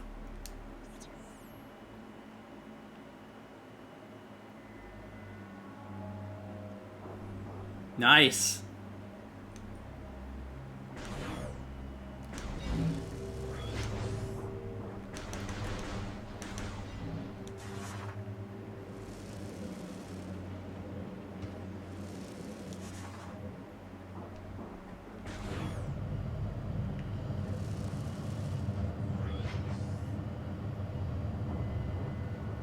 It would make a lot of sense if it if that did end up happening.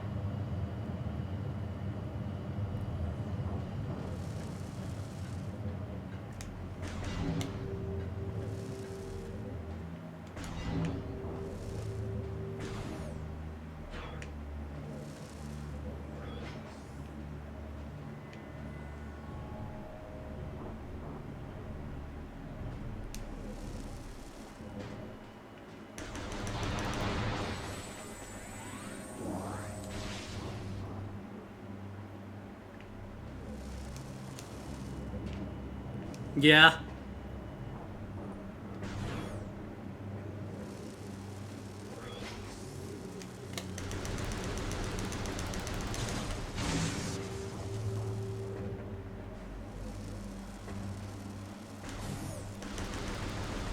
Open the door.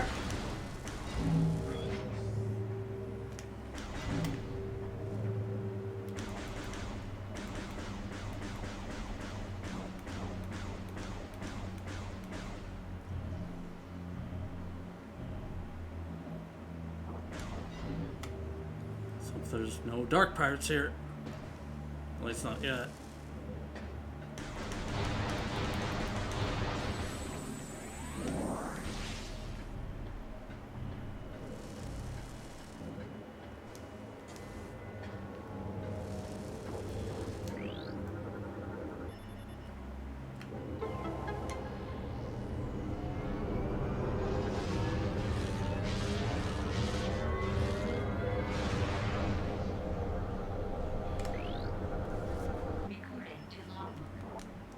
This portal is active.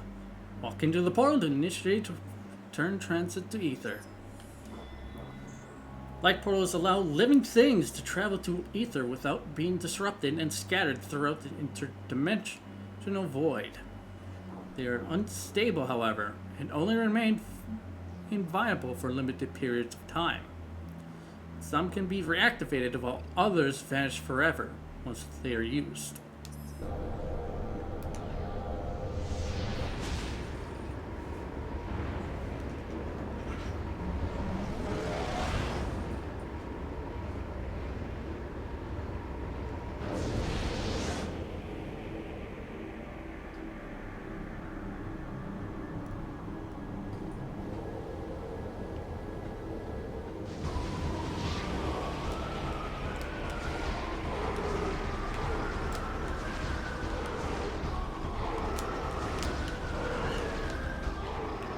I got lucky with that one missile shot.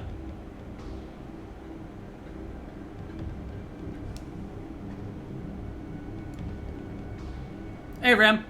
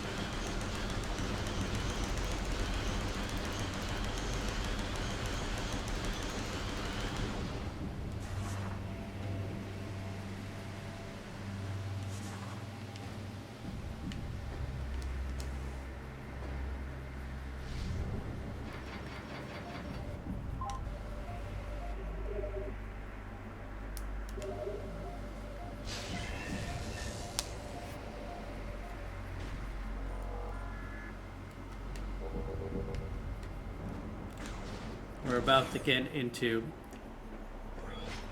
lower hell.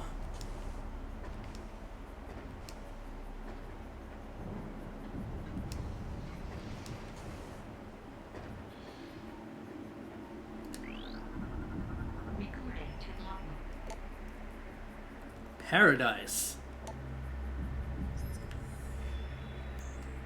Yep.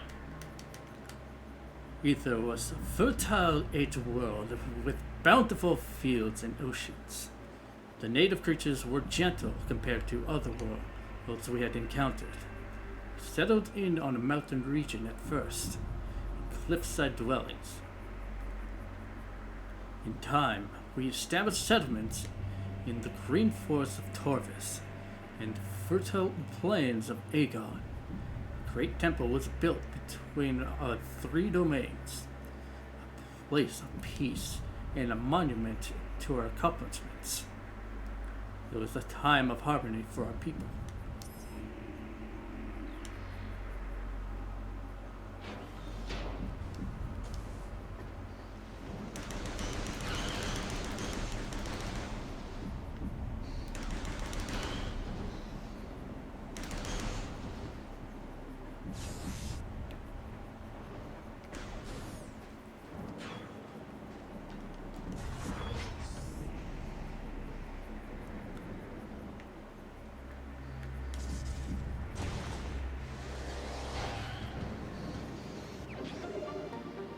The energy tank.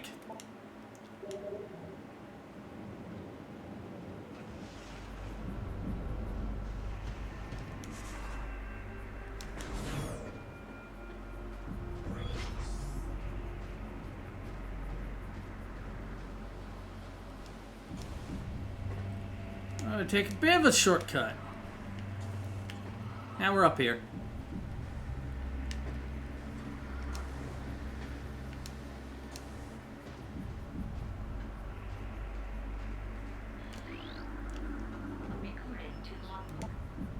Cataclysm. Starborn terror burnt through the heavens and struck Ether with an untold might. We all expected the world to shatter, but Ether held. There was great devastation, however. The green plains of Aegon were scorched forever, and the forests of Torvis was engulfed and wrecked by the sea.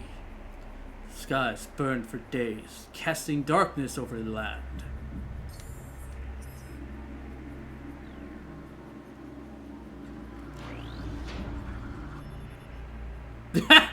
Basically.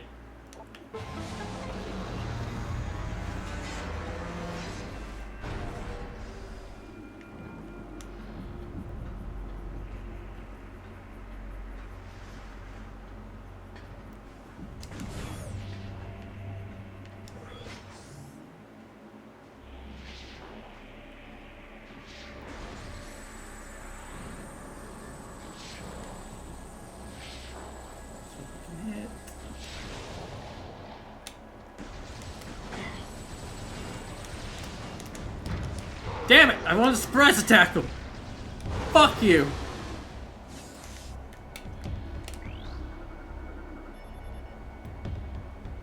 Sometimes the auto targeting system sucks when you were trying to have fun.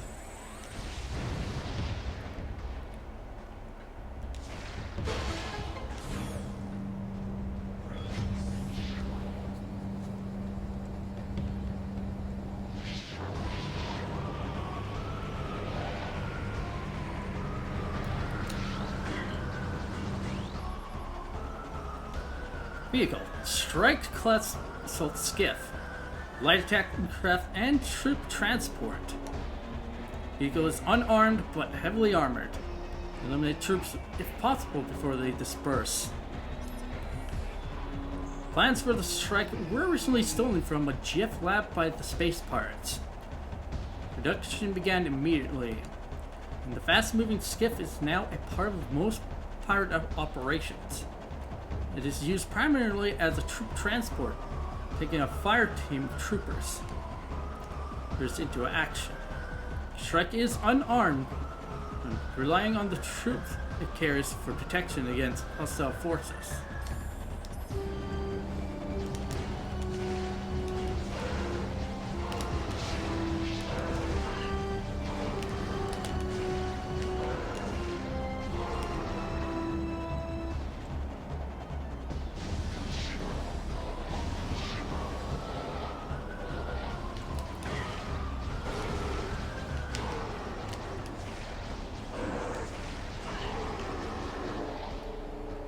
Now we move! That should have hit!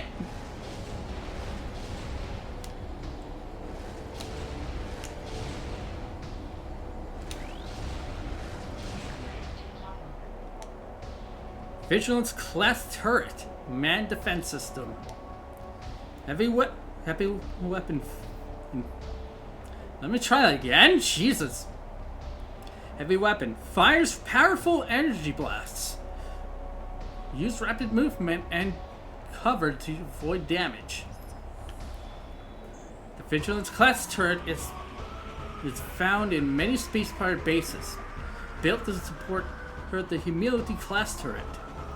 It is as accurate as the gunner operating it.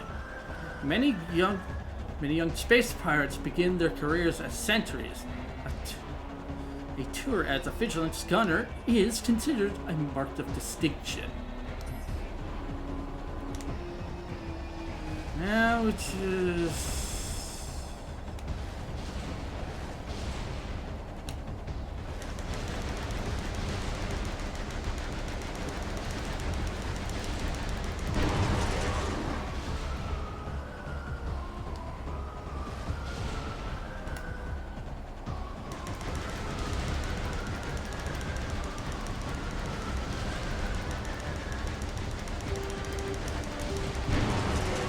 Man, that was hard.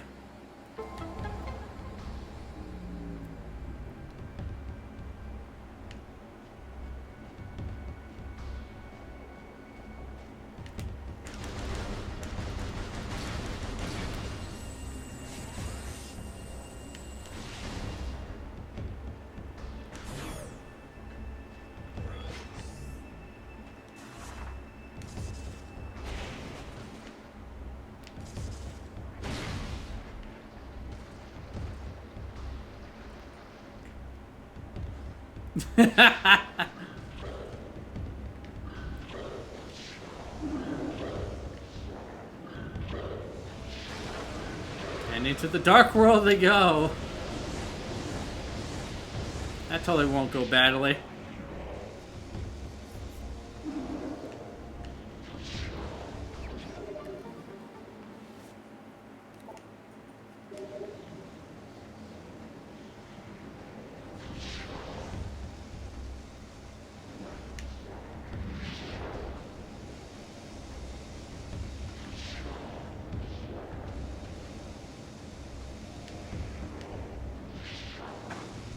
Ow.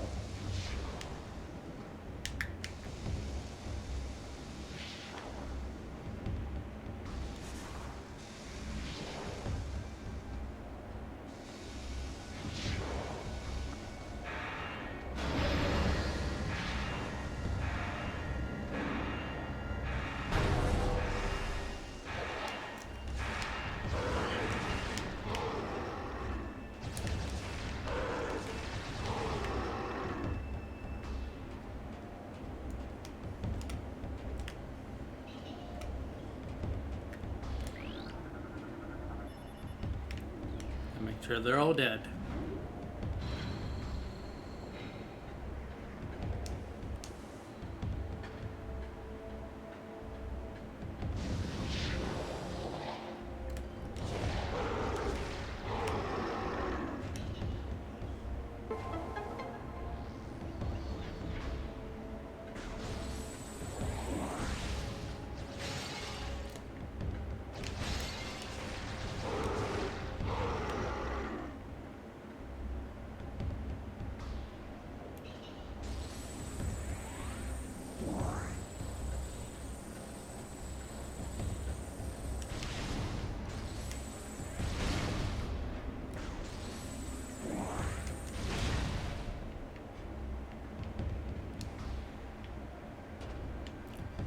Alright. Time for lore hell to begin.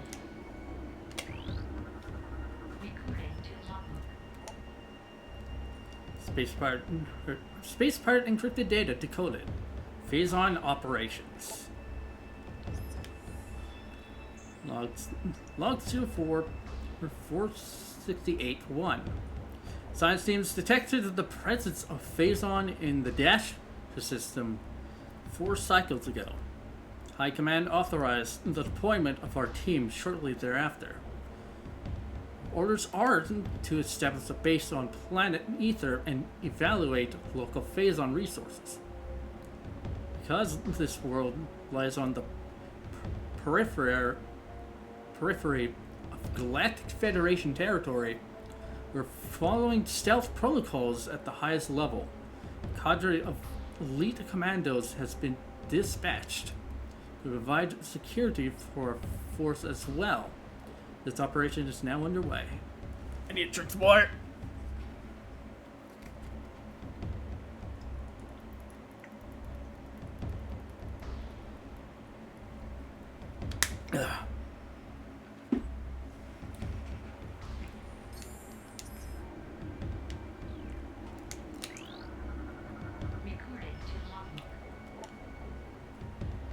Local conflict.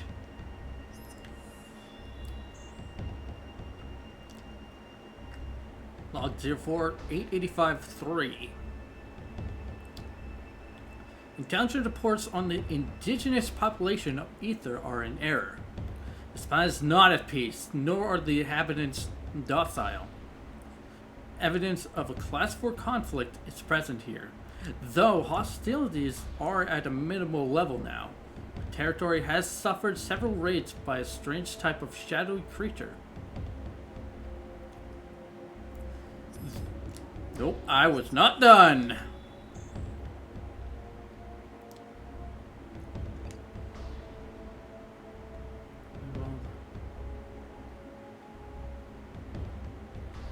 These raids have caused considerable damage, and we have requested more combat troops in response.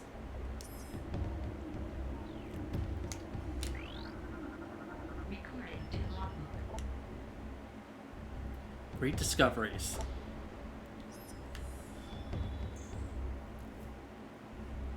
Log 05-008-6. A spatial anomaly has been found within our base. We believe this rift in space-time leads to a parallel dimension of some type, but have been unable to interact with it thus far. A strange artifact was found near the anomaly as well. It may be a weapon or generator of some kind. Perhaps it is the key to accessing the anomaly. High Command is eager for reports on the relic. A new weapon for our arsenal is always welcome.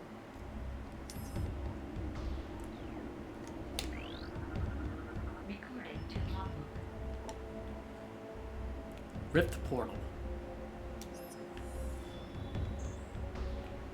Log 05-442-1.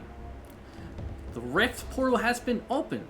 The artifact weapon, dubbed the Dark Beam by Science Team, provides the energy needed to open the portal, although for a limited time. We've sent expeditions through the portal, and they have returned with incredible news. The portal leads to a parallel version of Ether. This dark ether has suffered a global calamity, turning it into a toxic wasteland. It is the homeworld of the shadowy creatures who have been raiding our base for this last cycle. Most importantly, it is the prime location of Phazon in this sector. Extraction plans are being prepared. It will not be denied.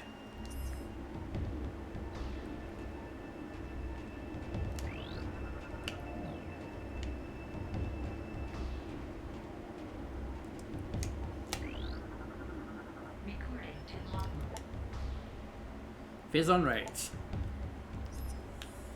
Log 06 221 7.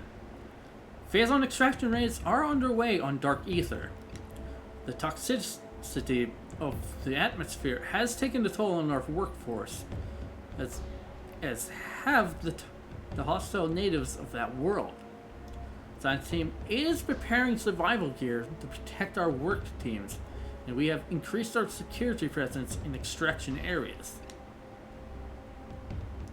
Fortunately, High Command is sending more troops and supplies. Our troops and resources are spread dangerously thin, and this mission cannot fail.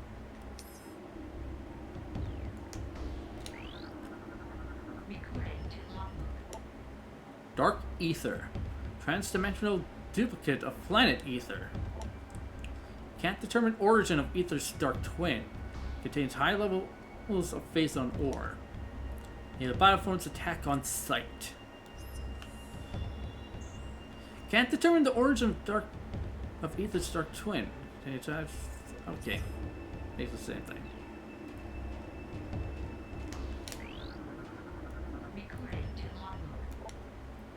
Ether. Obscure world in the Dasher system. Planet is unstable due to transdimensional flux. Warfare has devastated a good portion of the world's population. Finally, extreme climate shifts have left most of Ether uninhabitable.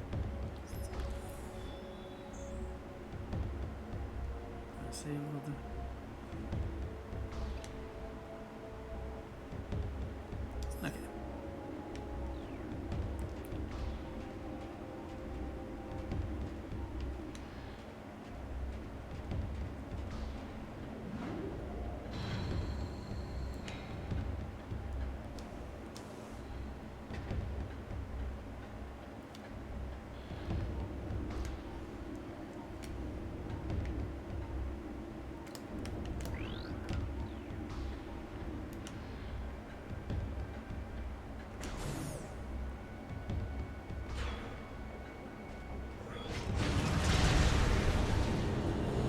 Hi, Dark Samus.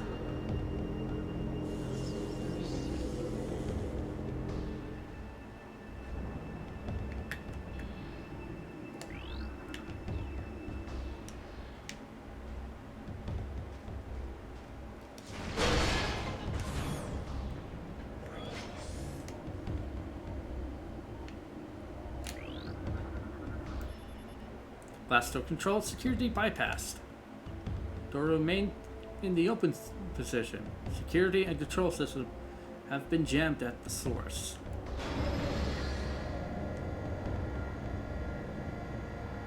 And he's gone.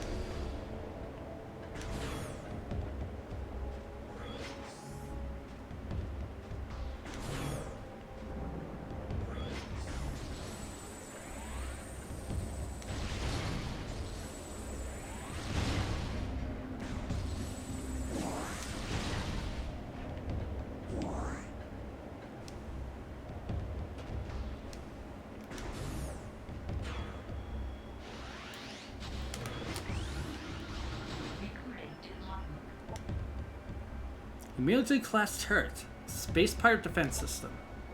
Beam weapon variant of Captured Federation turret. Fate is fired with quick movement. Space Pirates copied Captured Federation Growler turrets, but found the cannon unit inadequate.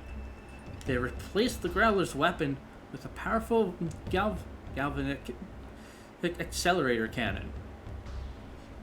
The military turret impacts a strong punch, but retains the Growler system's weaknesses. Fast starters can evade the crew targeting system, and the armor can't take much punishment. Yes, it does.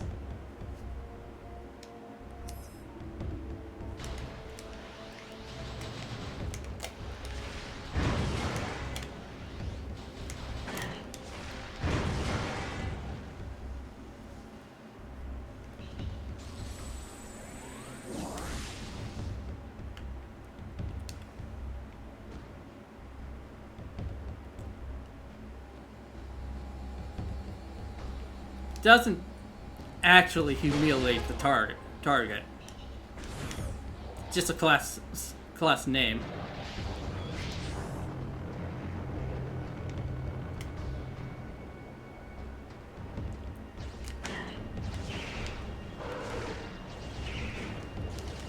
Get out of here. Oh, is that Dark Samus? Yeah, it's Dark Samus.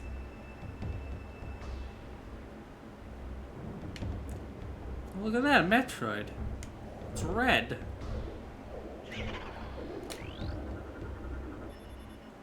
Scan complete. Containment field is keeping Metroid subject in a constant state of agitation. It's unable to enter sleep cycles.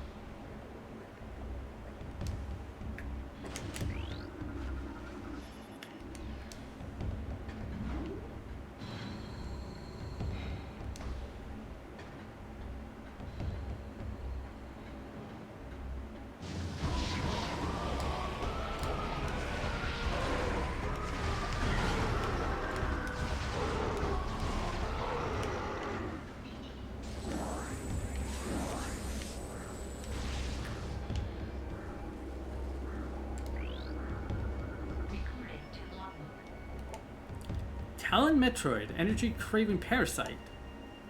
Taken from Planet Talon 4.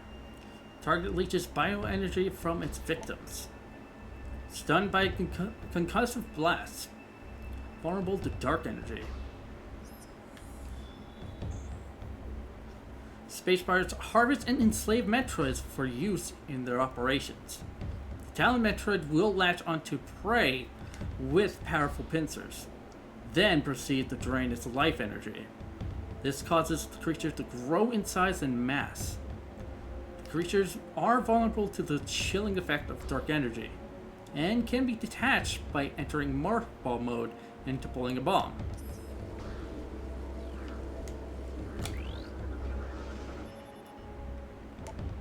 Evidence of symbiotic bonding present in subject system. Subject is barely alive and is periodically leached to his bioenergy by Metroids.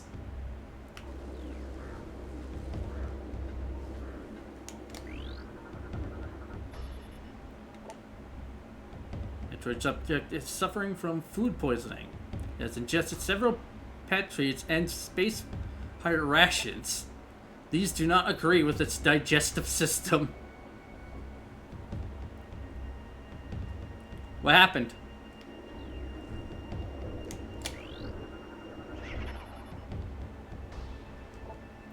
Metroid subject has been energy drained repeatedly over the last 3 cycles.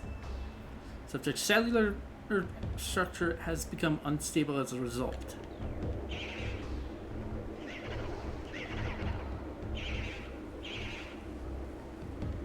Ooh! Oh, God! Ugh.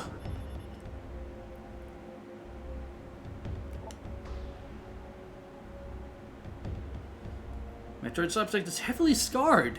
Wounds appear to be from repeated contact with its containment field, most likely received while attempting to escape.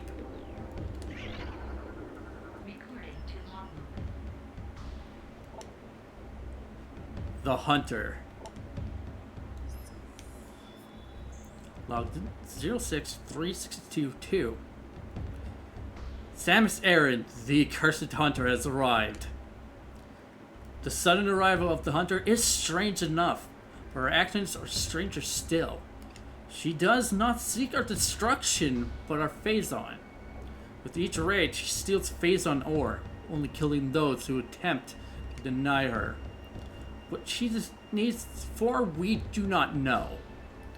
Though science team suspects she requires it to power her new armor suit. Dark in color, it is equipped with strange new weapons. Troops now call her the Dark Hunter. It is a fitting title.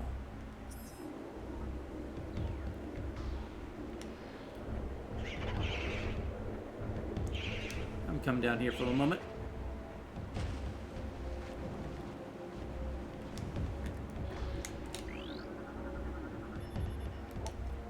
Metroid has several blast wounds from space pirate weaponry on low power settings. They wanted it alive after they were finished with it.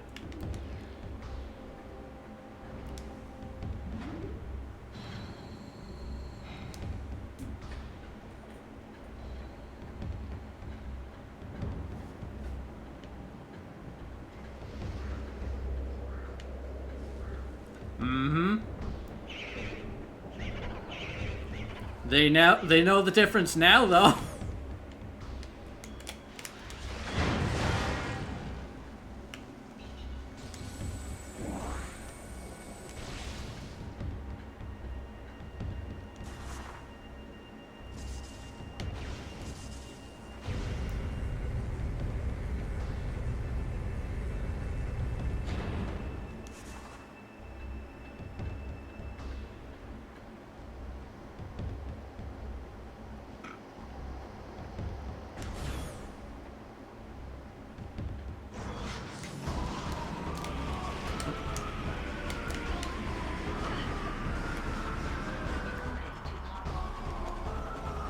Pirate Aero Trooper, Airborne Assault Trooper. Fast moving and extremely well armed. Jetpacks can be overloaded with thermal damage. Pirate Aero Troopers are known for their cold precision and utter cruelty. Armed with both beam and missile systems, the Aero Trooper can be a difficult foe to engage, especially at range. Their jetpacks can be overloaded with heat-based attacks, however. These units prefer death over dishonor. An injured air trooper will make a suicide strike before allowing himself to be captured.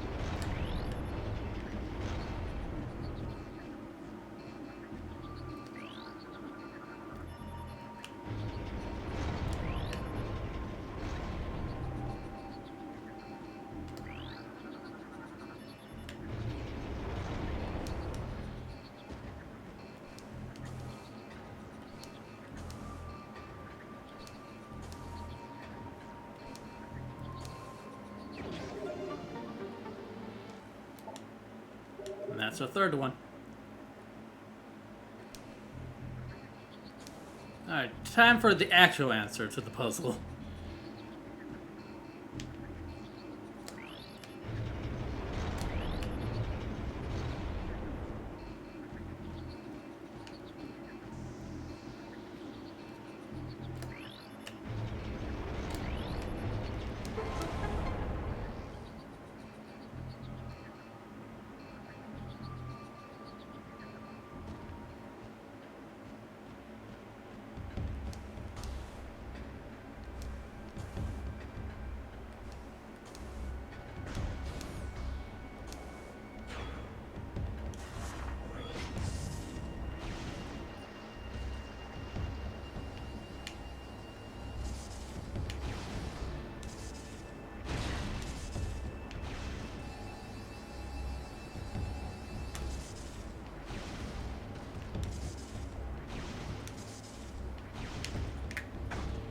Ow.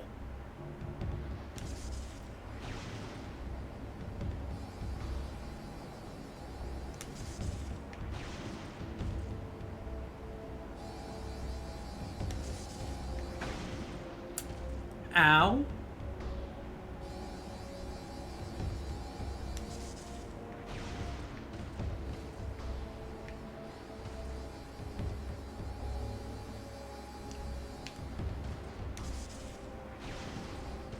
There we go.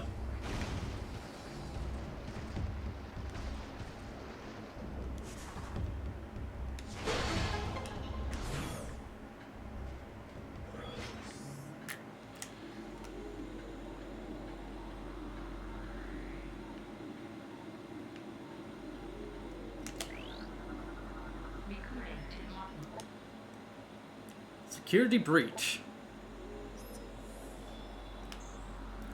Log 067135. The Dark Hunter teleports into the base at will. Our security has proven next to useless against her. Her latest raid was disastrous. Not only did we lose more phase onto her, but she also crippled the stealth field generator with her strange new weapons. We are exposed. Till the replacement generator arrives, we will be vulnerable to scans and detection. Presence here is still minimal. Should the Federation find us, we will be unable to defend our position. Fortunately, Ether is on the fringe of Federation space. With luck, we will have a stealth field back in effect before being detected.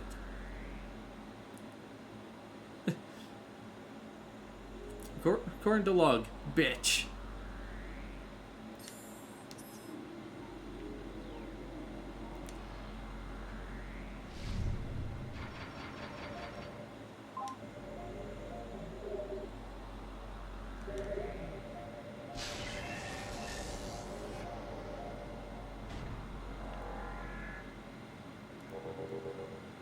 Alright. We're gonna go on break. And when we come back, we're gonna be fighting Dark Samus. So I'm gonna run 2-minute ads and we'll be right back. Dark Samus is real, like being a real pain in their ass. Yeah! This is how Dark Samus is. Anyway, be right back.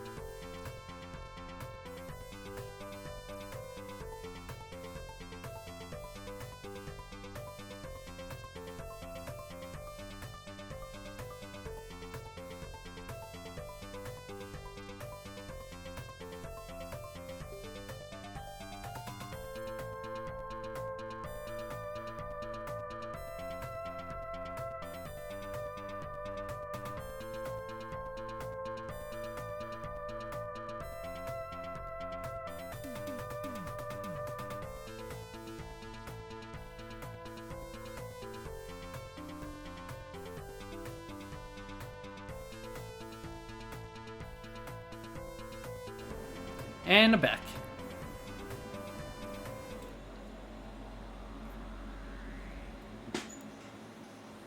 Alright.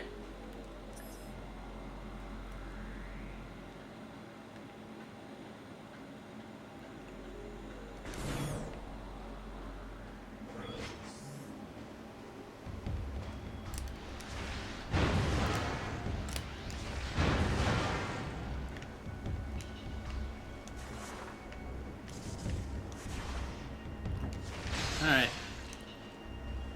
Waste more missiles.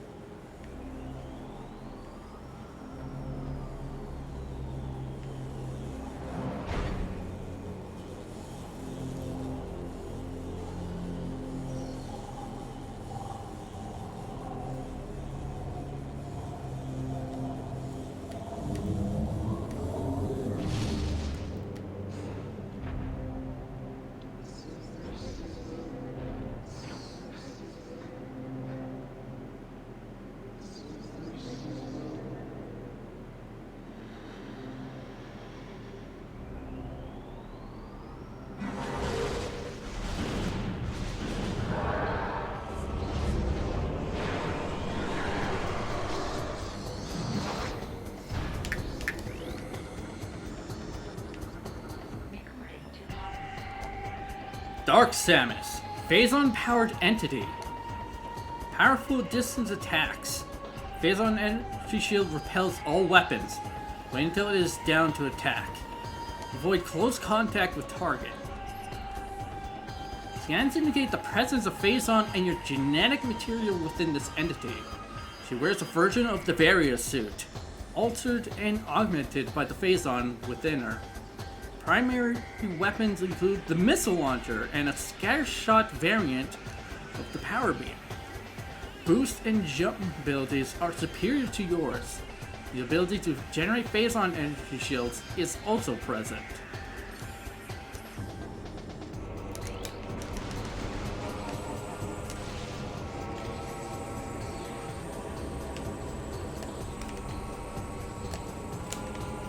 I'd like to target you.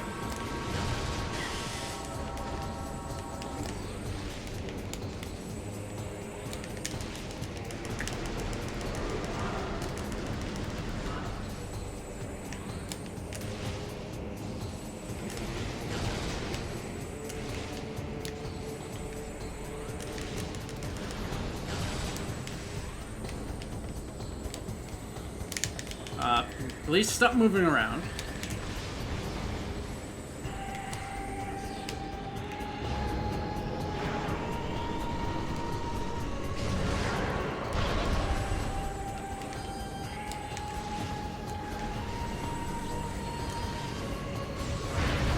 Ow!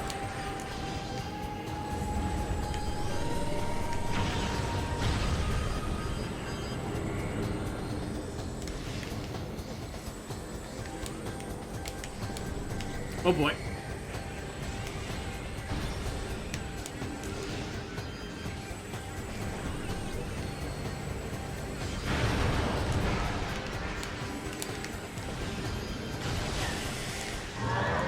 There we go.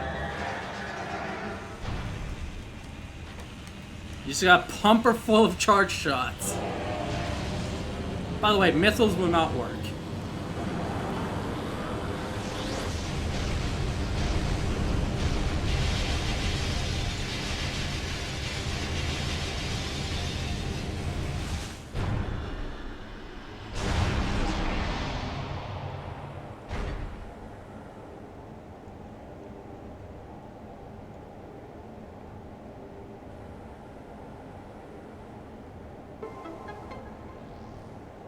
Alright.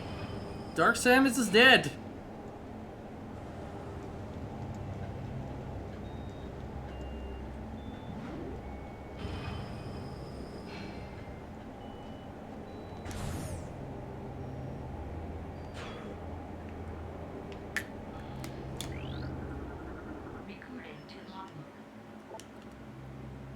Shadow War. Log 06989-8. The local war has escalated in intensity. Shadowlings from Dark Aether have launched an offensive. The assault seems focused on a central network of buildings atop a mountain. A base, perhaps. Strangely, this attack coincides with a rise in planetary instability. Perhaps these shadow creatures are using a new weapon system. Shadowlings must believe us to be foes, for they have hit our base numerous times as well. We're holding, but attrition is taking its toll on our troops and resources. Reinforcements are en route. We can only wait and defend what is ours.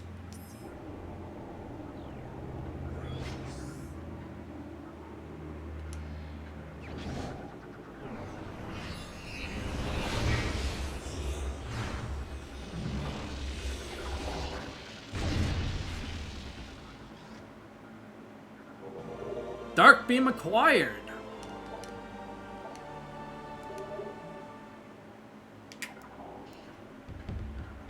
There we go. We open dark doors.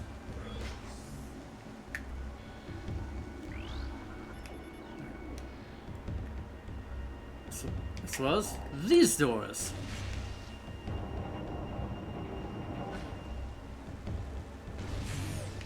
But as you see, the Dark Beam has ammunition.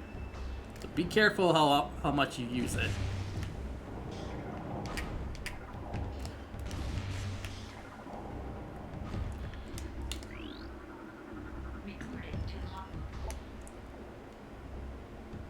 Federation attack.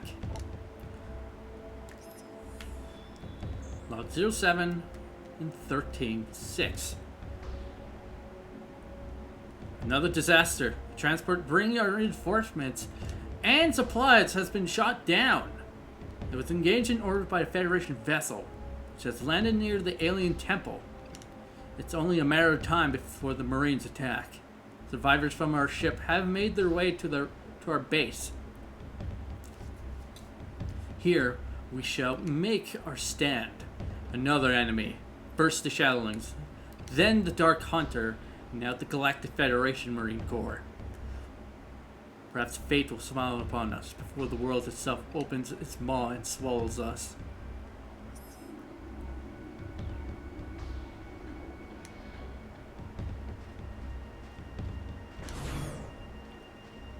Alright, that's all the lore for now.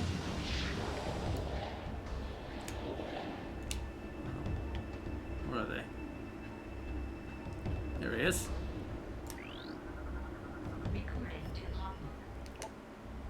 Pirate Grenadier. There's space pirate specializing in grenade combat.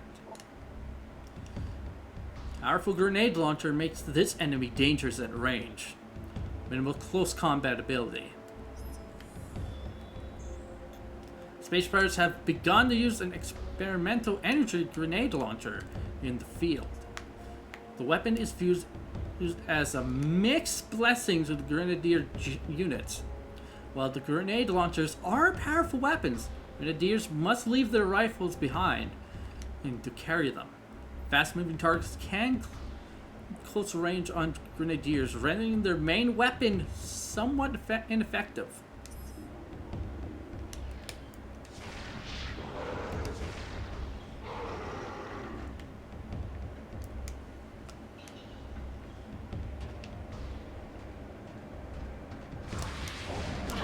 Ow.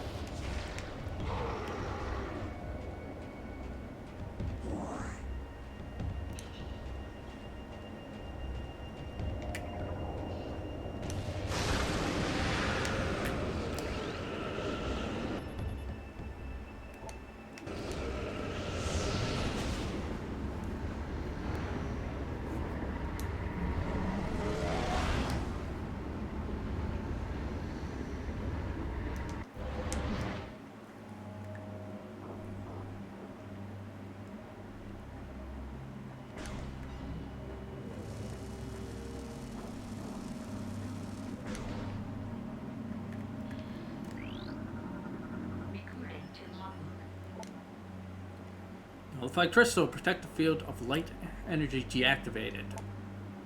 As crystals, when covered with dark energy, cease to function for a brief time. Light energy can clear the crystal of the dark energy.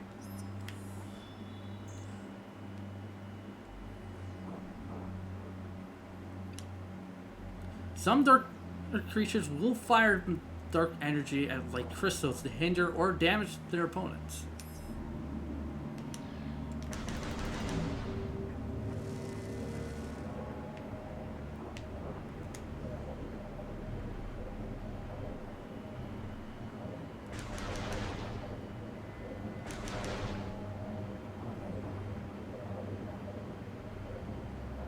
And away he goes.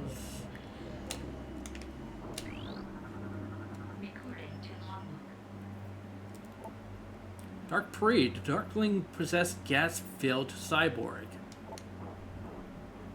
Darkling enhances target's durability. Destruction of outer body will release a highly toxic cloud. The aggressive breeds are often possessed by Darklings for aerial hunting missions. The presence of the dark creature makes the small cyborg more durable. The toxic gas carried by a breed is enhanced by exposure to dark energy, making it considerably more dangerous.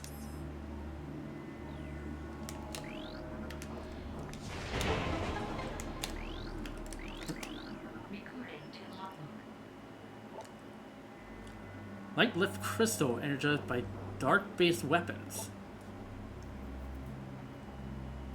Luminoff lift platforms will lower when the crystal is energized by dark weaponry. Luminoff lifts dark weaponry used by the Luminoff forces during their war. Most still function despite periodic abuse from the ink.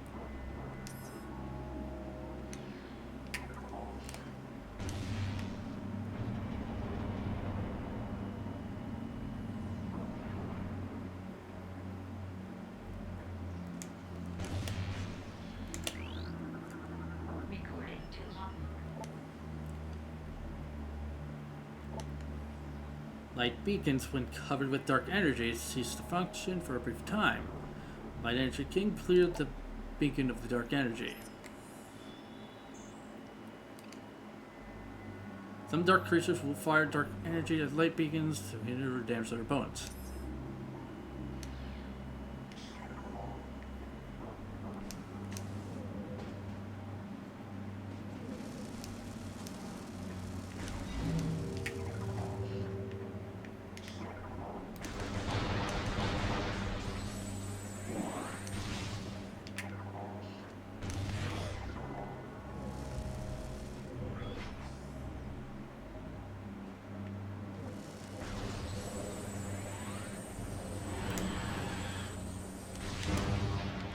Damn it!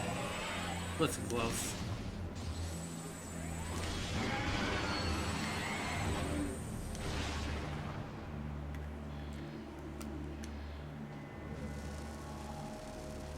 Oh yeah, I should scan the phase on.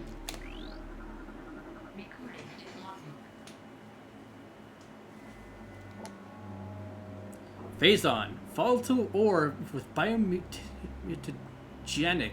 God, that's hard to say. Properties. Origin point phase on unknown. First detection of element on planet Talon 4. Used by space pirates to produce fast level of energy.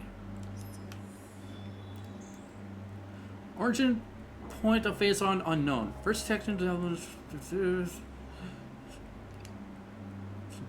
Bioform exposed to phase-on without proper shielding will eventually undergo radical mutation.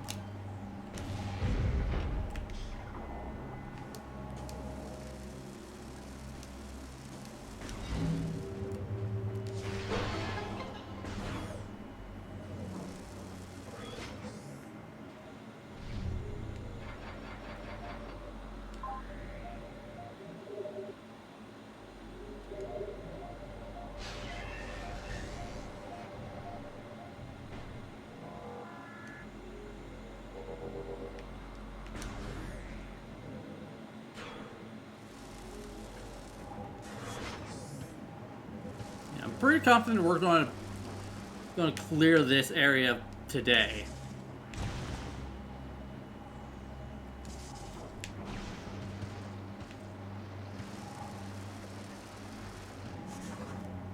Yeah, so we're going to get an important upgrade.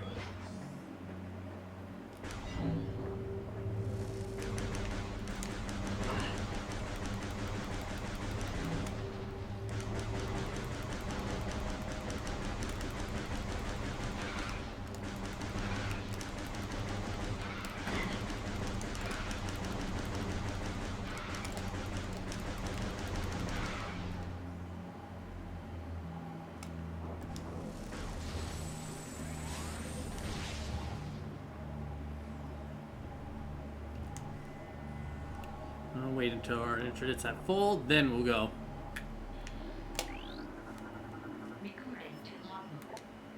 In Claw, toxin spewed immobile darkling.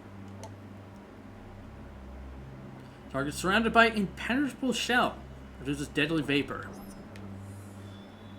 The Inkclaw secretes an incredibly durable shell over itself shortly after birth. From that moment on, it remains rooted in place.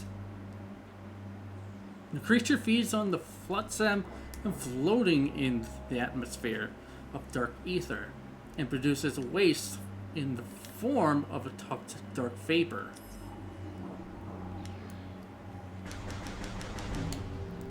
Alright, let's go. It's gonna hurt.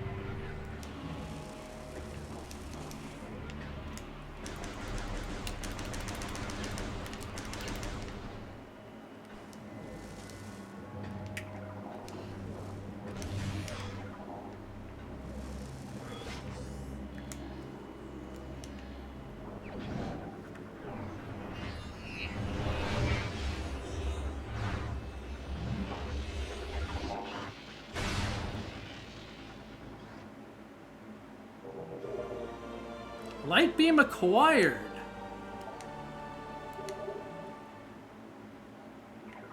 We now have their weakness.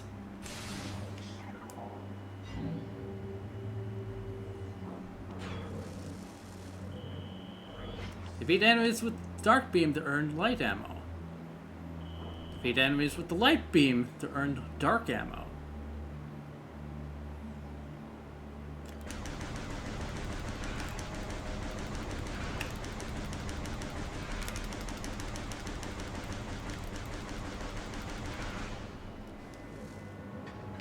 I don't think I scanned them.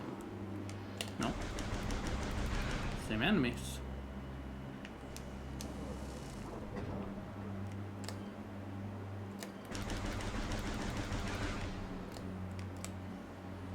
Go over there.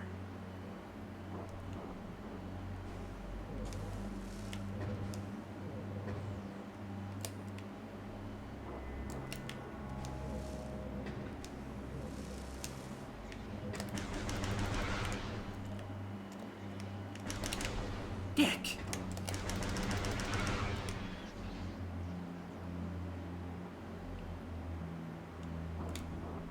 All right.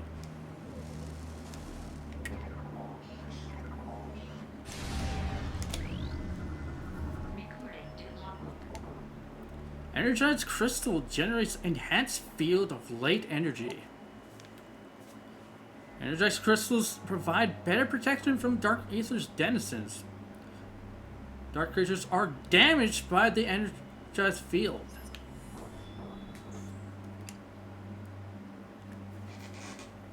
Some are killed on contact. The extra protection is not unlimited and must be recharged by the light beam to remain in effect. We already got 40%. God damn.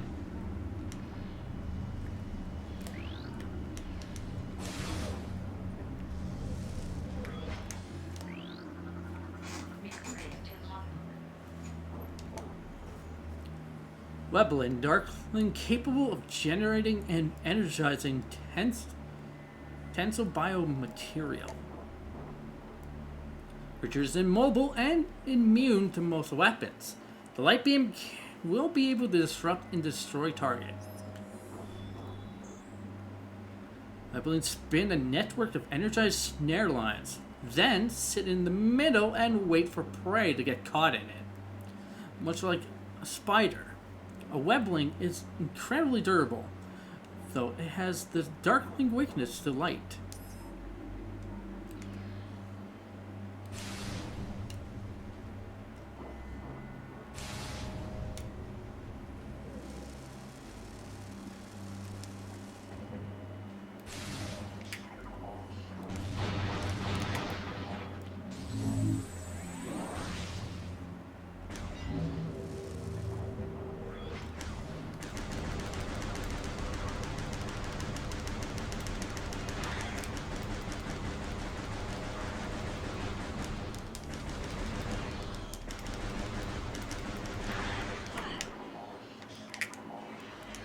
Fuck you.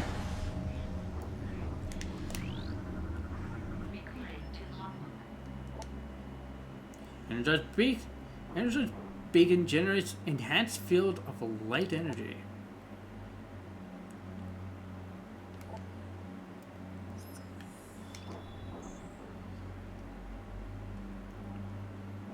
Some are killed in contact. The extra protection is not unlimited and must be recharged by the light beam to remain in effect.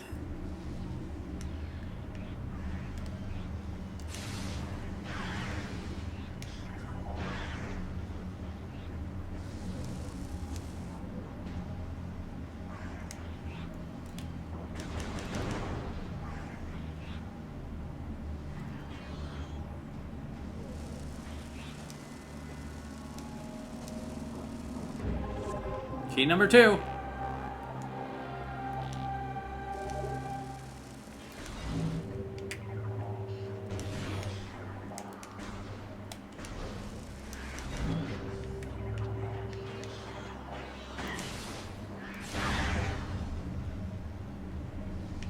There we go.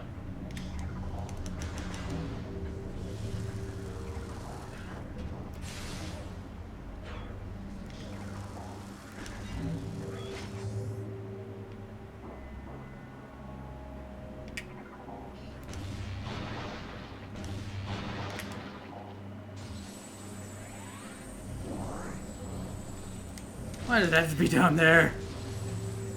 Get over here.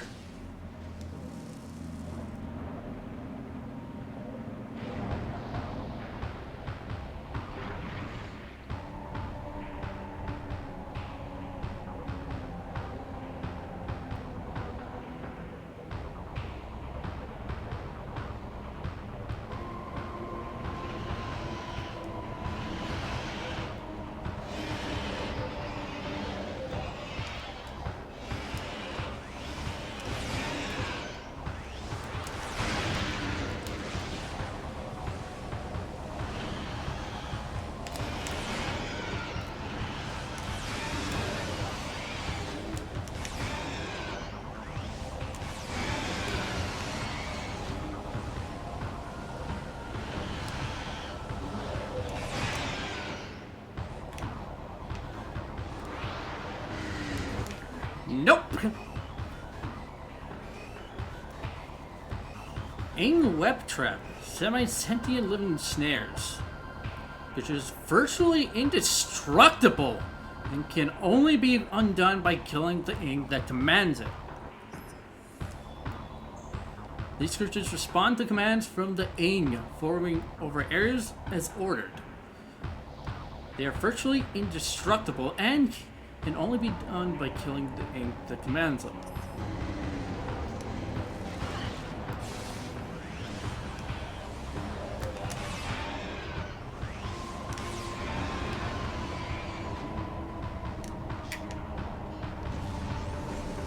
Get over here.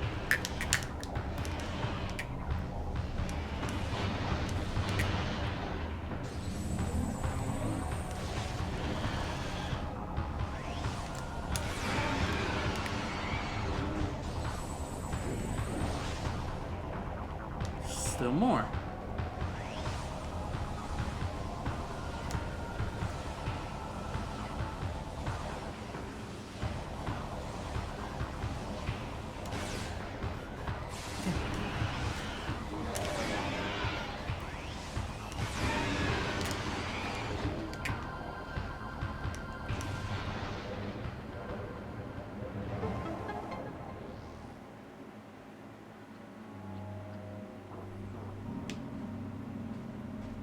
What was it?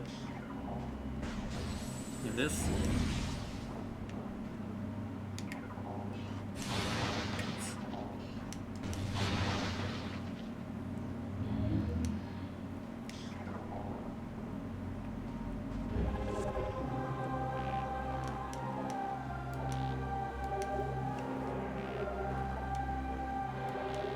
Alright.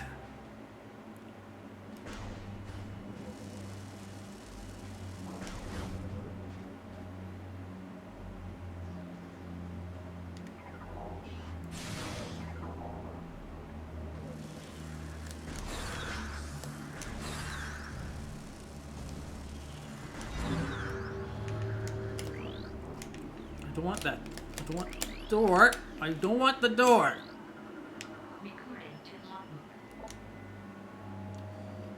Darkling Tentacle, Dimension Warping in Tendril. Darkling will open warps and attempt to grapple enemy targets. This likes bright light. Some Darkling... Wow, I love that you barely see it on screen. Some Darklings can open dimensional portals at will. They will use this ability to hunt for unwary prey, reaching out to snatch them with their tentacles. Once it's snared, the prey is dragged into its doom.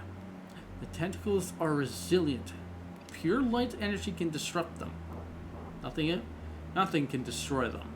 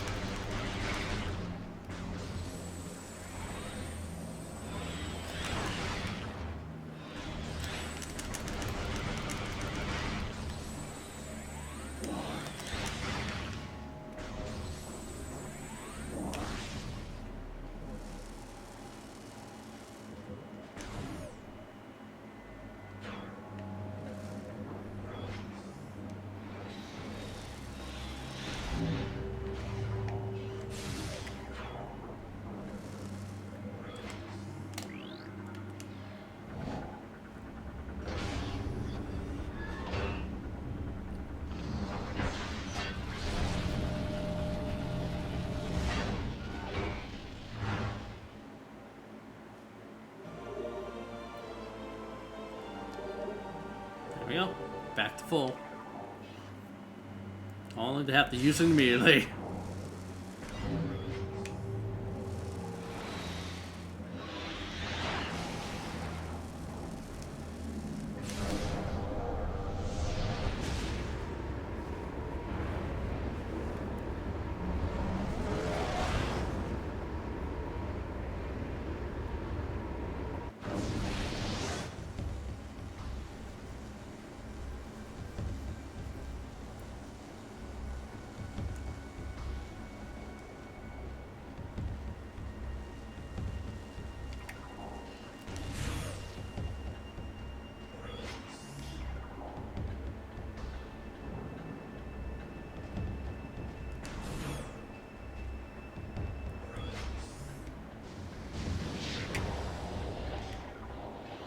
Eh.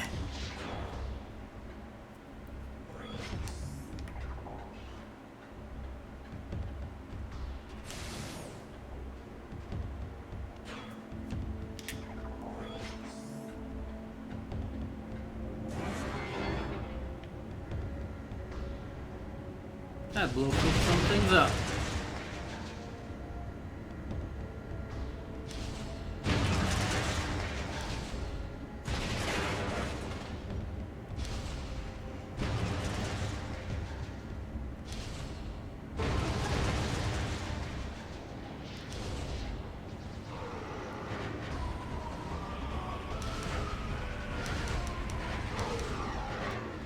They stood no chance.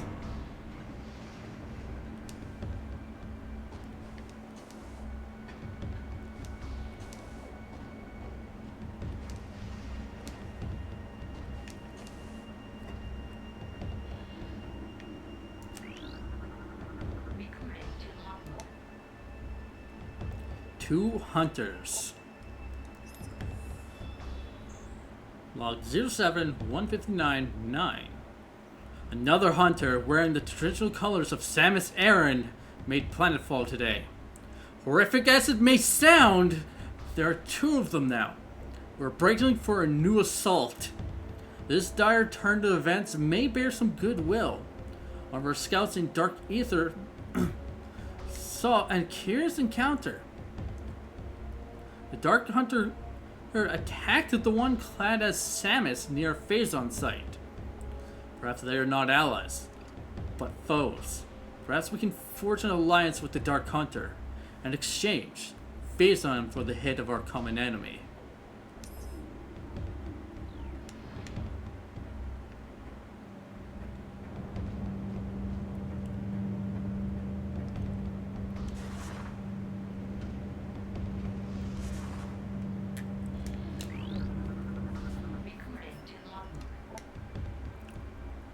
JC's Testament. The journey comes to an end. The thrice cursed Ing prepared an ambush of singular cunning in the mining station. He caught me in a strike, in a like a near fight fresh from the training halls.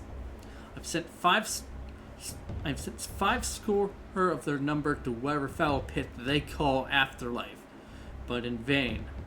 My life is extinguished.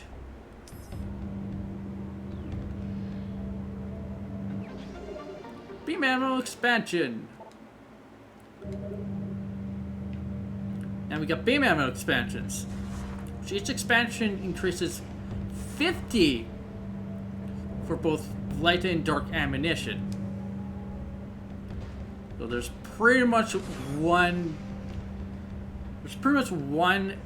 beam ammo expansion in every area. So we got one from here, so we can cross Aegon off.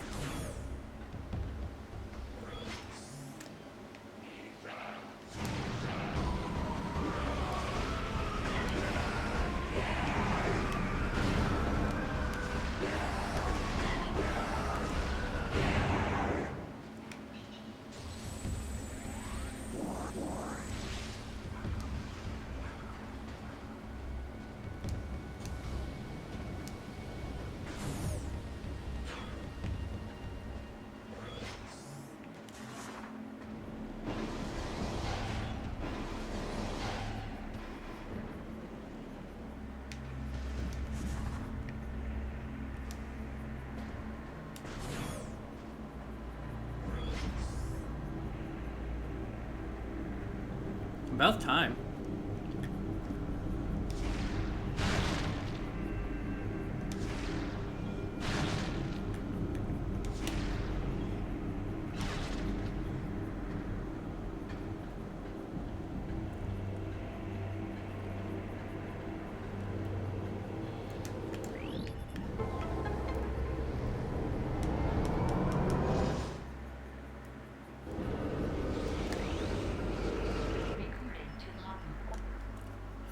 Portal is active. Welcome to the portal to transport to Dark Ether.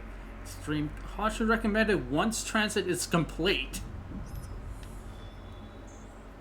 Dark portals allow living beings to travel to Dark Ether without being disrupted and scattered throughout the interdimensional void. They are unstable, however, and only remain viable for limited periods of time. Some can be reactivated while others vanish forever once they are used.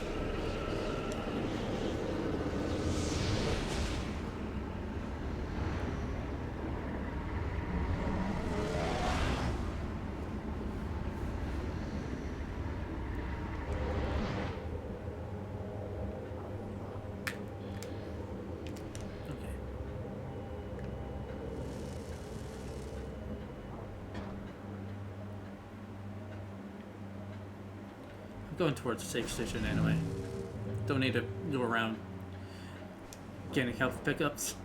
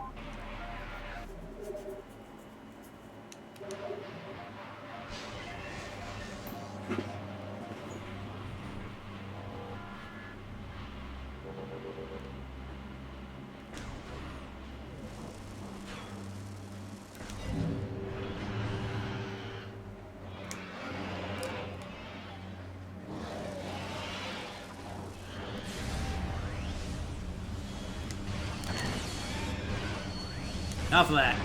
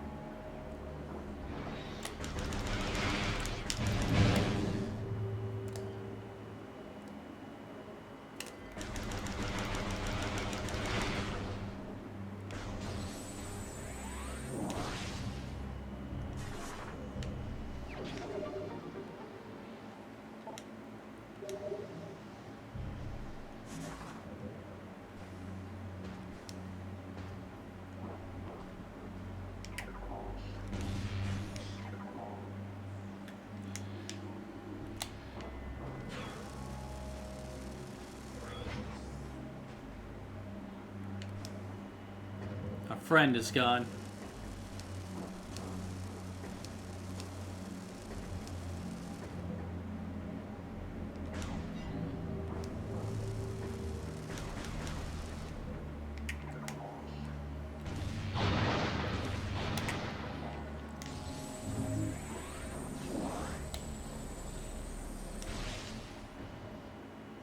Let's go.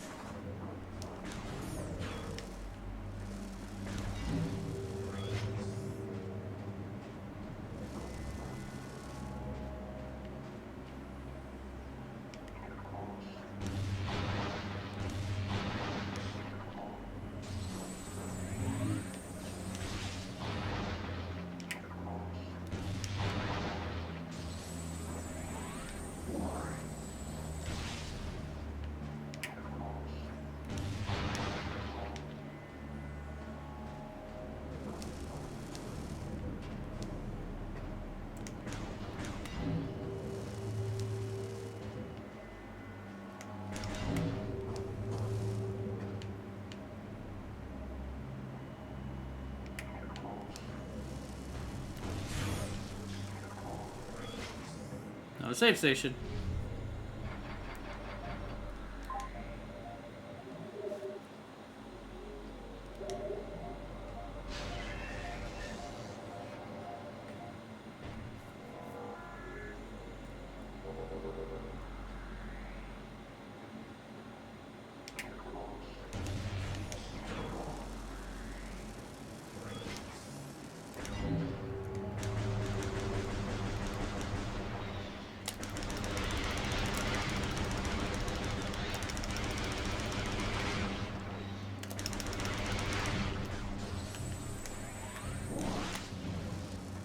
How'd I miss?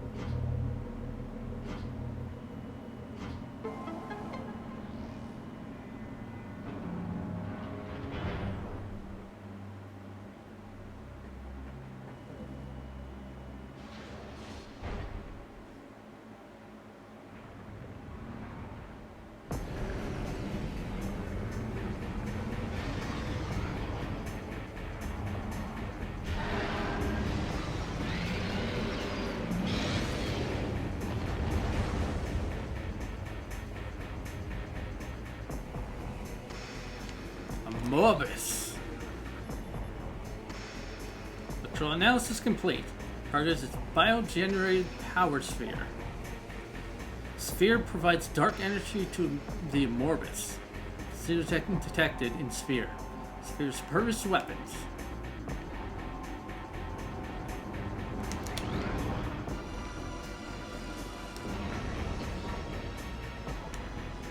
A Morbus. Gigantic tunnel guardians. For target as it enters and leaves the earth. For disturbances in the ground. The target cannot survive for long if its outer shell is cracked. The enormous Morbus, well then, can move through solid rock and earth with ease, and can sense the location of surface level prey deep within the ground. They will attempt to ram any target that they can find in their domain. They are vulnerable to all forms of weapons fire, but are incredibly strong and resistant to pain.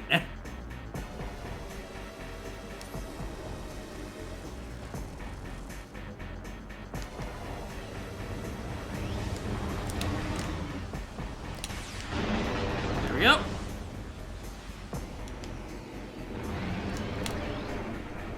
I knew there was a second scan. Dark Morbus. Dark energy charged guardians. Targets gain armor, beam weapon, and regenerative powers when fused to dark sphere. Weak spot within mouth detected. The gust of force will deliver heavy damage to it. The Immortals can attach themselves to the dark sphere, drawing potent energy from within. They can fire dark energy at light crystals, nullifying safe zones for a short time. They can also channel this energy into powerful beam attacks. Battle stance indicate a weak spot inside the creature's mouth, and straight to fire at this area to damage an Morbus.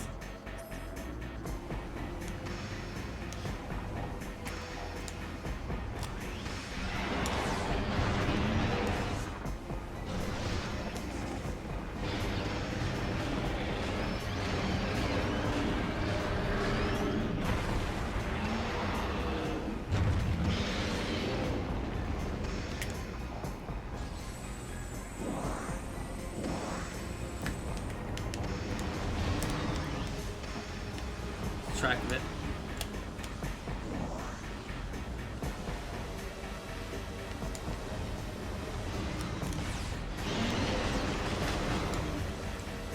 Oh, move it!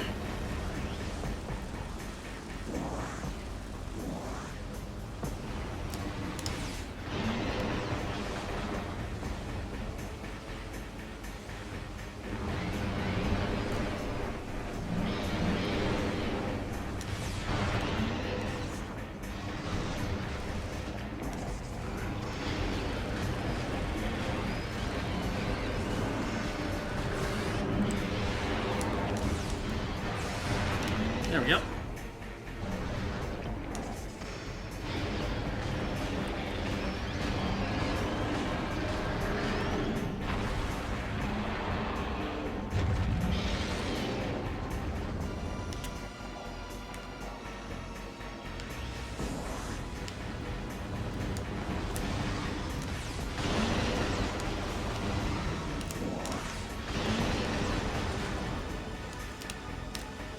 Too late.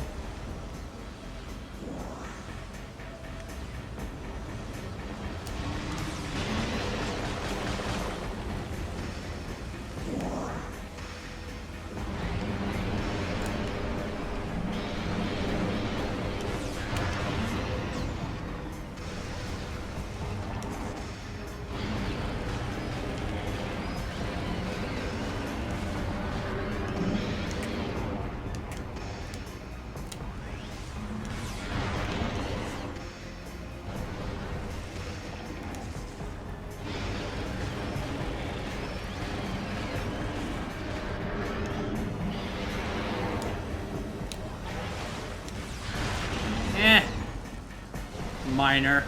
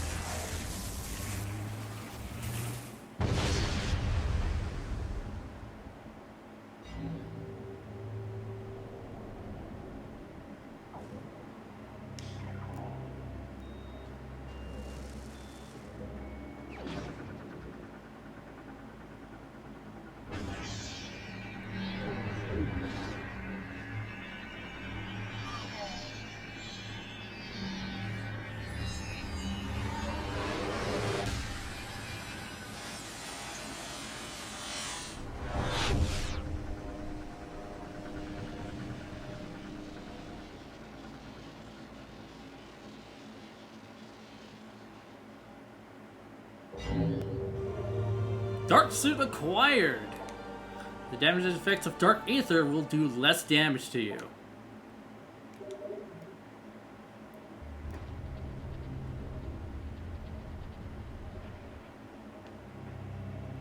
I mean, it does as much damage as I'm being healed. Like so.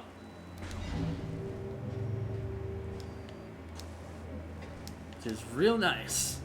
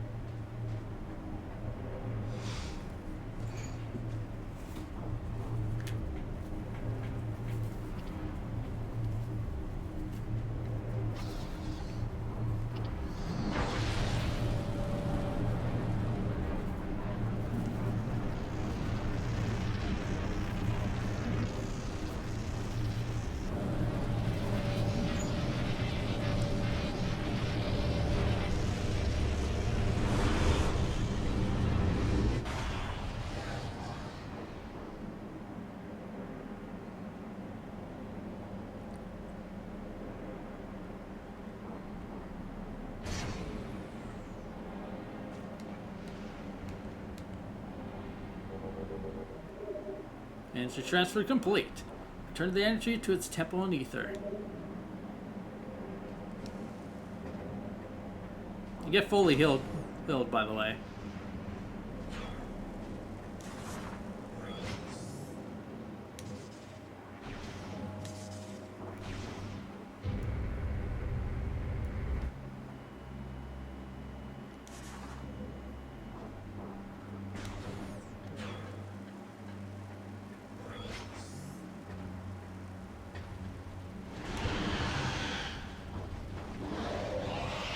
Later.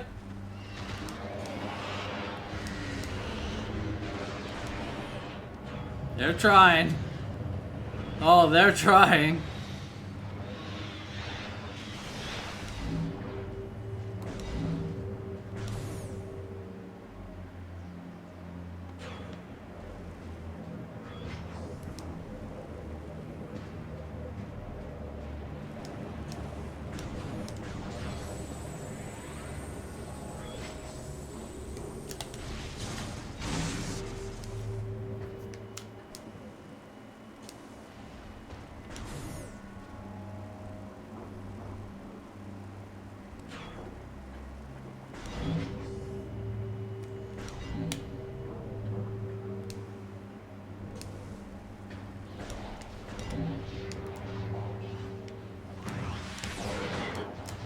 You know, they're scaring me.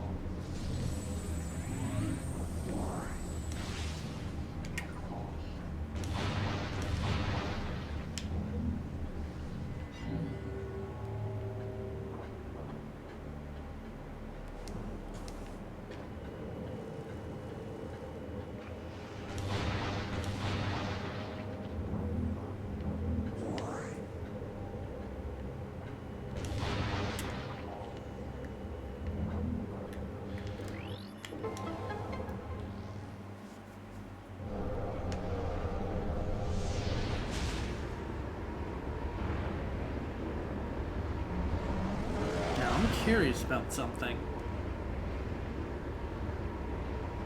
and we're going to try it.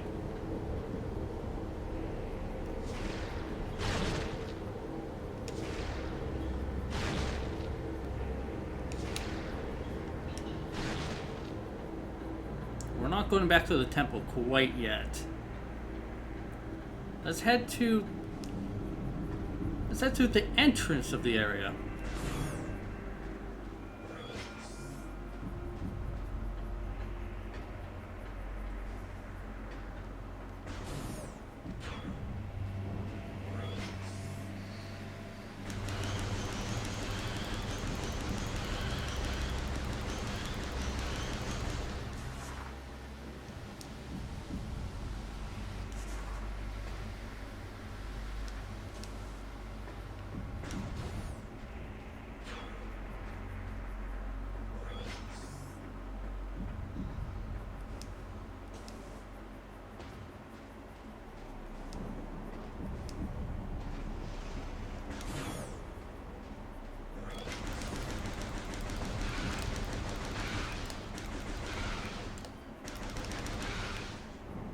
I honestly don't remember if I shown this off in the Let's Play.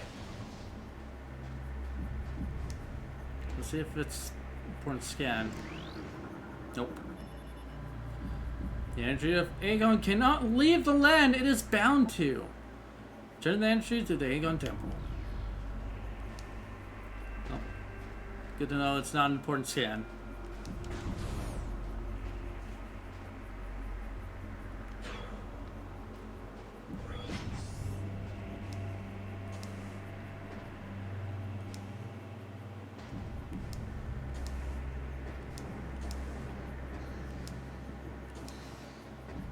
You know what? Let's go grab the map. I haven't done that yet.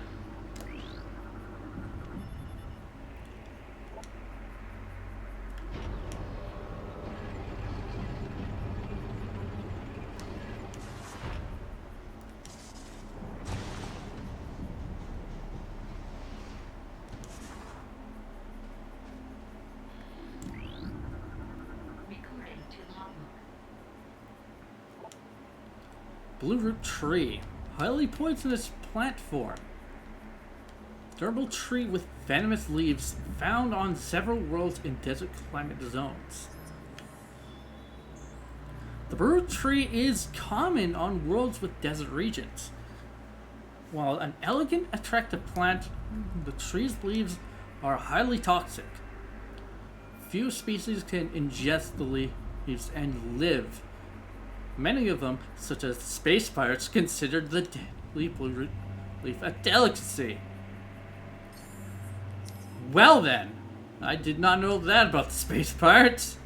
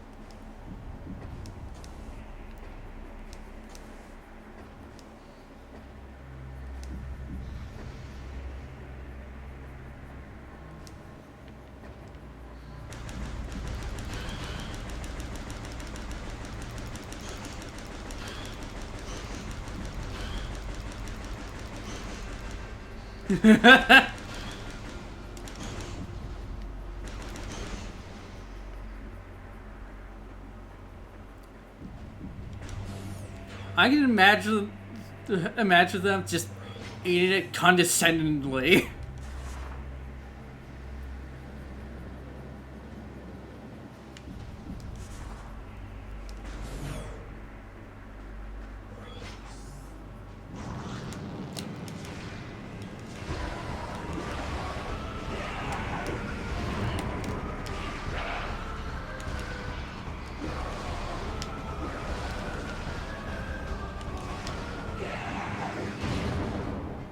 This kills you, right? Well, I can eat it without worry.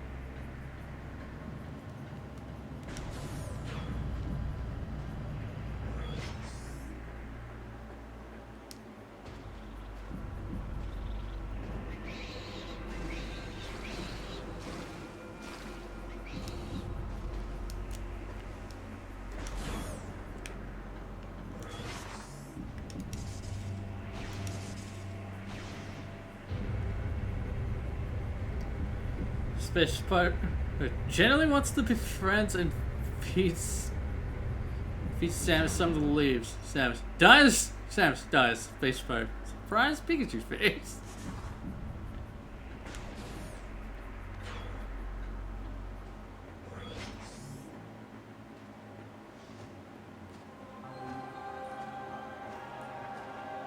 Meanwhile, the other pirate was like, "Yes, finally!"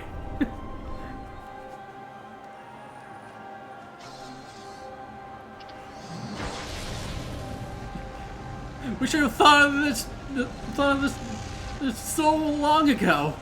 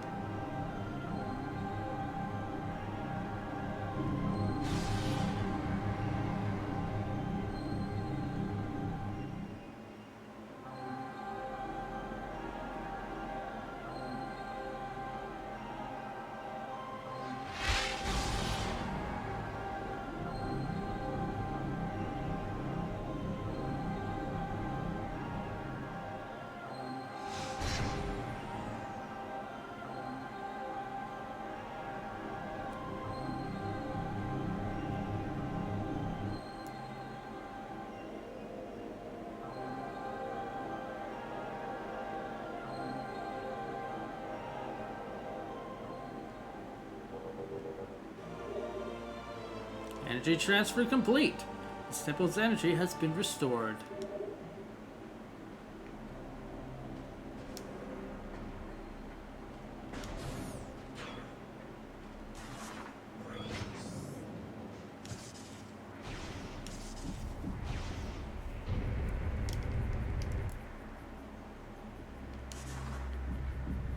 A couple of doors we're going to check before heading back to Umos.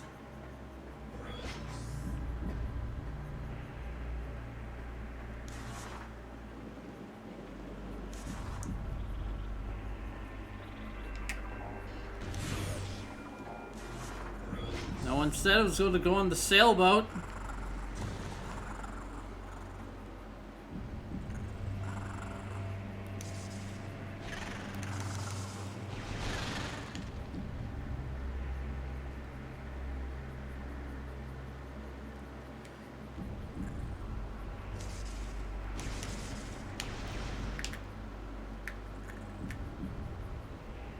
Possibly.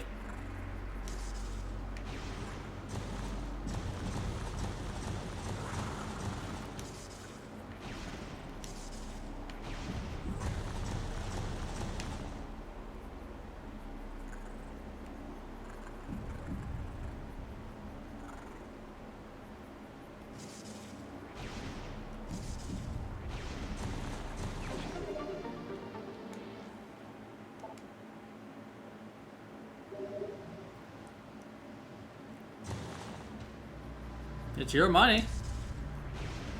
If you want to get it, then that's up to you.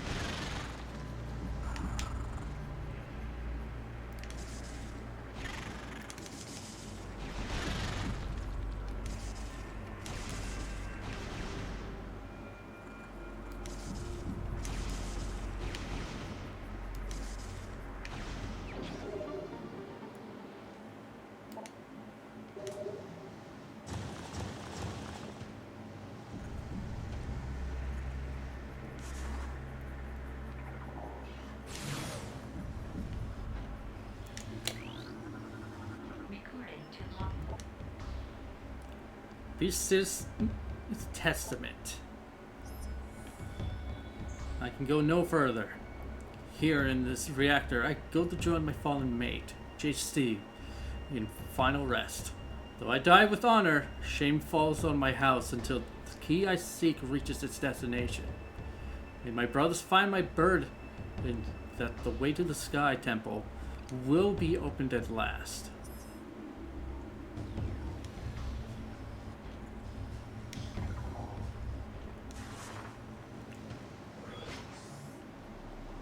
Basically.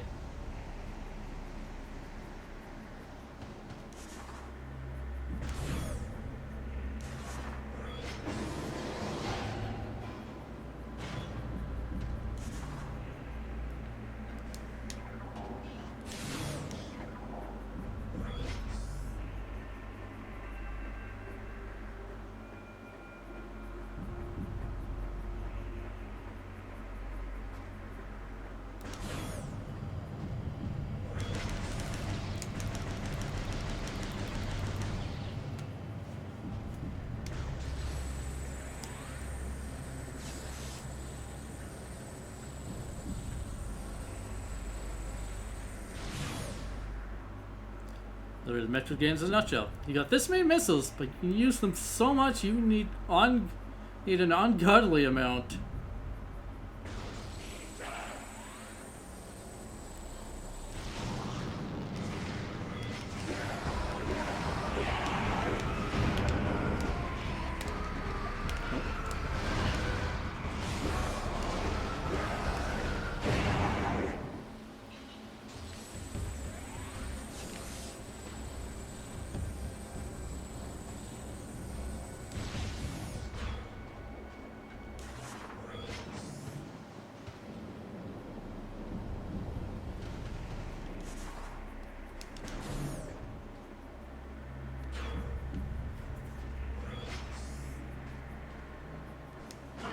Ow.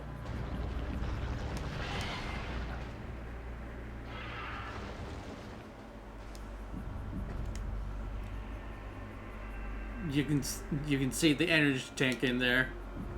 Unfortunately, it's going to be a while before we get that.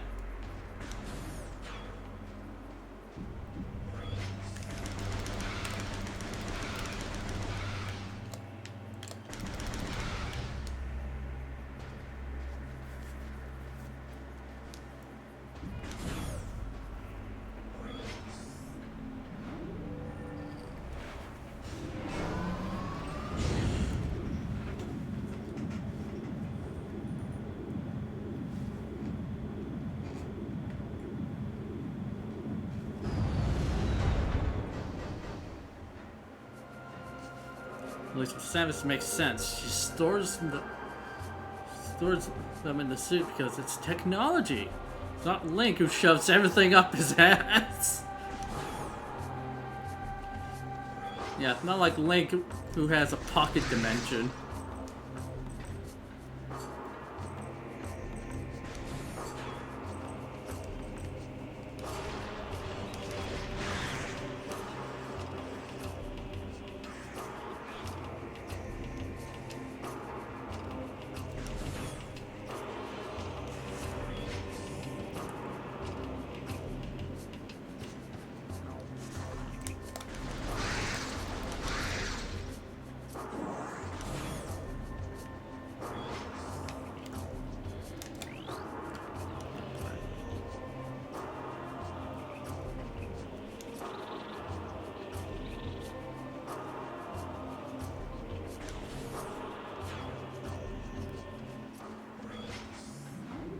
Does Link only make noises?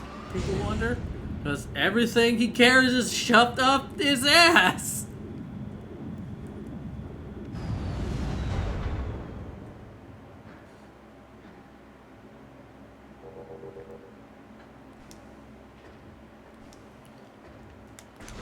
Yeah, like in Ocarina of Time. Anytime he reaches for an item, he reaches for his ass.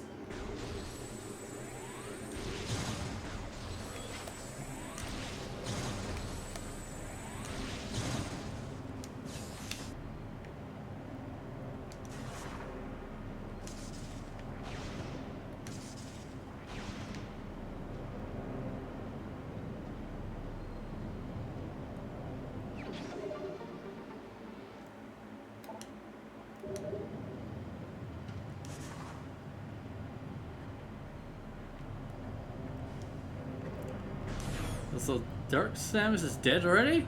I don't believe it one bit. Yeah, she's dead. No longer have to worry about her anymore.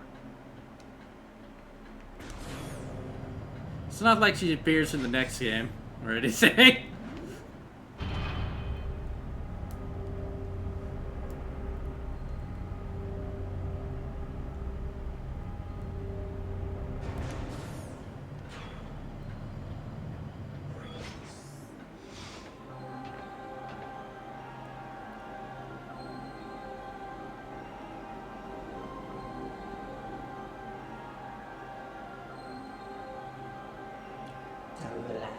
I thank you for restoring the energy to the Temple of Aegon. Your valor honors the Luminoth, those who have passed, and those who remain here under my protection as they sleep in deep stasis. Be on guard, for the Ing do not suffer defeat lightly. They will surely seek revenge for your actions. With the energy lost from the desert region, they will increase their efforts in other lands. I have detected unusual amounts of Ing activity in the Torvis sector. The enemy is on the move.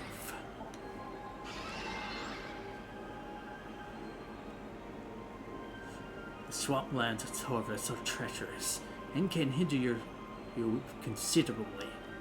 Bear this in mind as you move through the bog.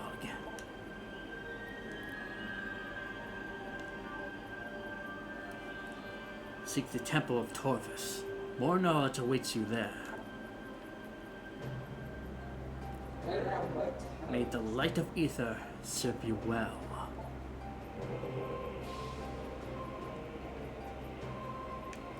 Thank you, Umos.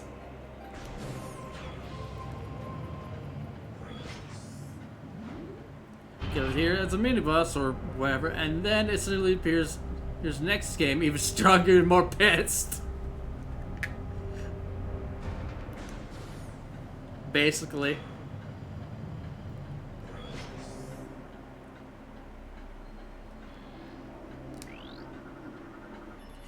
Ain't nobody going to question how Samus understands that alien.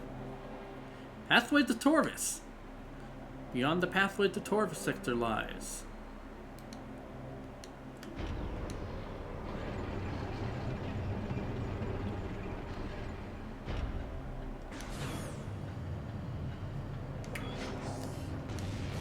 Oh, right. Other one.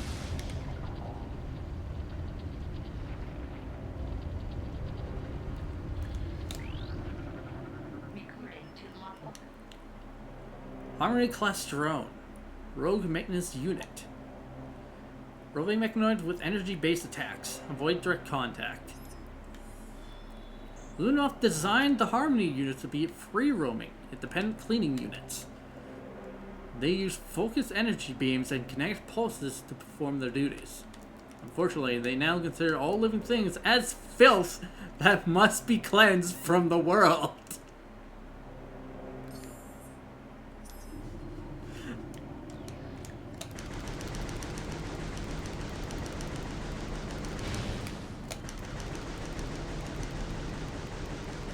It's chucked up the Samus having a universal translator or some nonsense, right? I would assume as much.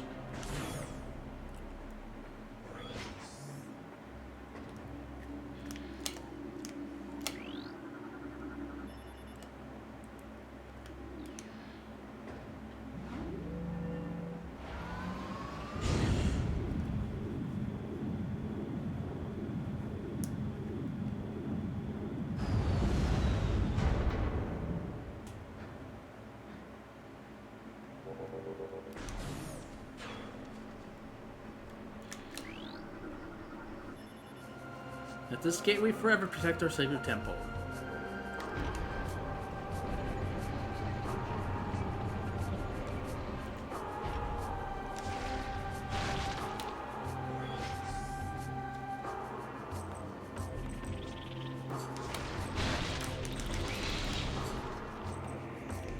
I'm gonna lie, with all the Ridley nonsense, every cutscene with an elevator, I expect Samus to be assaulted during the ride.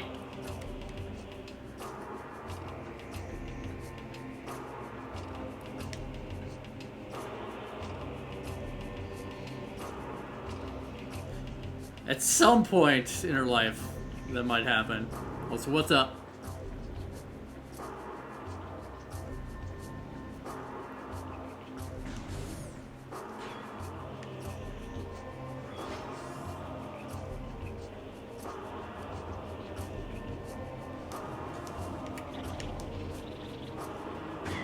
Ow, get out of here. The beard rating puts you as his recommended channel to view while he's gone. Oh, hell yeah.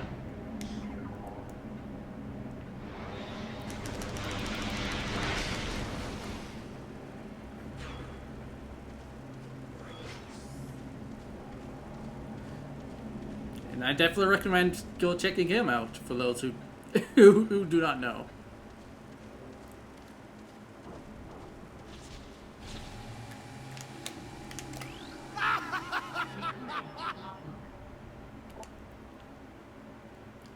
Corrupted Sentry.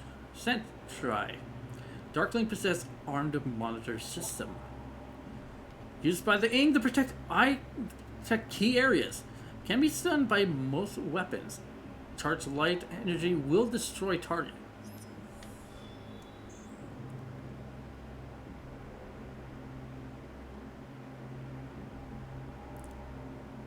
That sounds about right.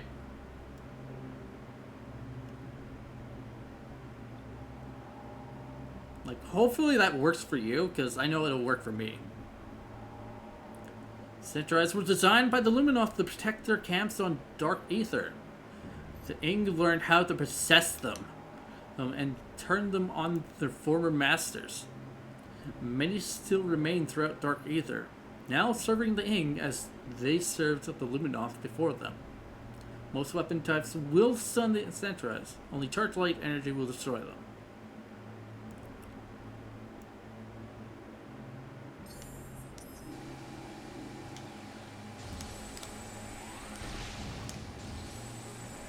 Or charge shot would also work.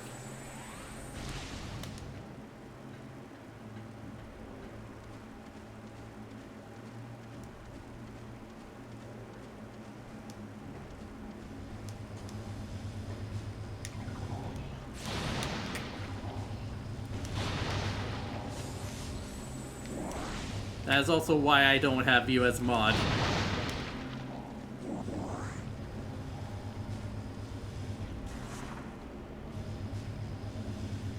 Let's see if I remember this puzzle.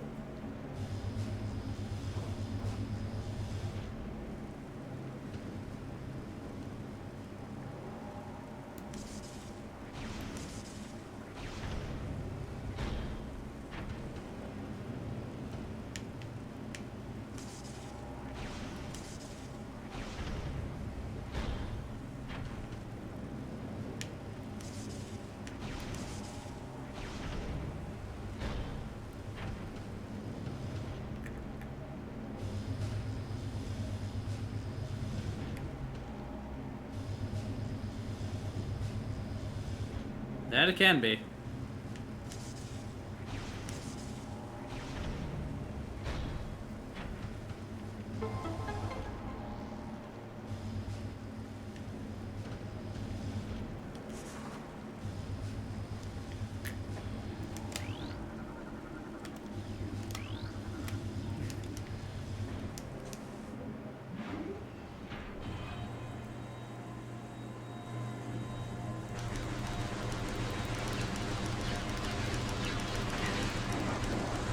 Oh yeah, I forgot he was playing Baldur's Gate.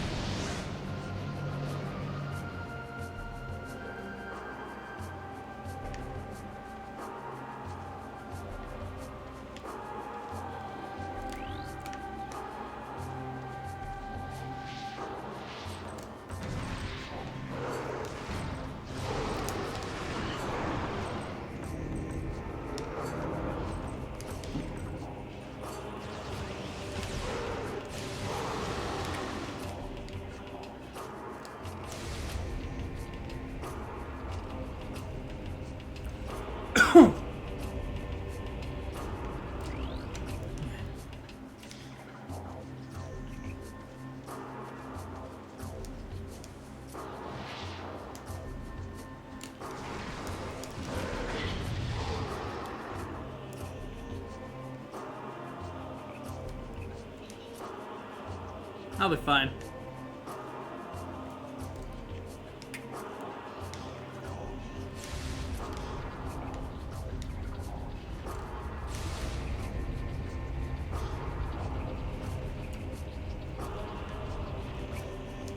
Yeah, even my cough does go out of control. I have halls on me.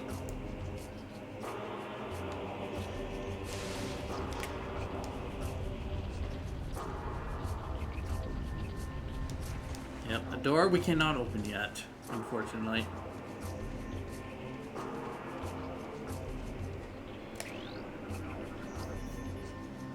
Beyond this door, the path to the Torvus Bog lies. A verdant land ravaged by a great deluge in the folly of battle. Beyond the life that remains.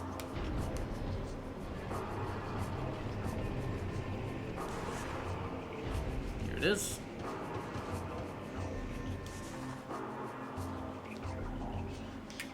Oh, I was right.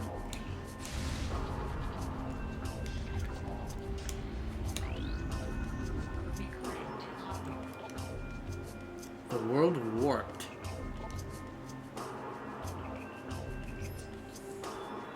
Possibly. Amidst this turmoil, we discovered many disturbing anomalies. Spatial disturbances appeared across the land. Objects went into a state of dimensional flux. Their atoms divided between ether and somewhere else. There was little time to ponder these strange happenings, for we had to deal with the devastation of our lands.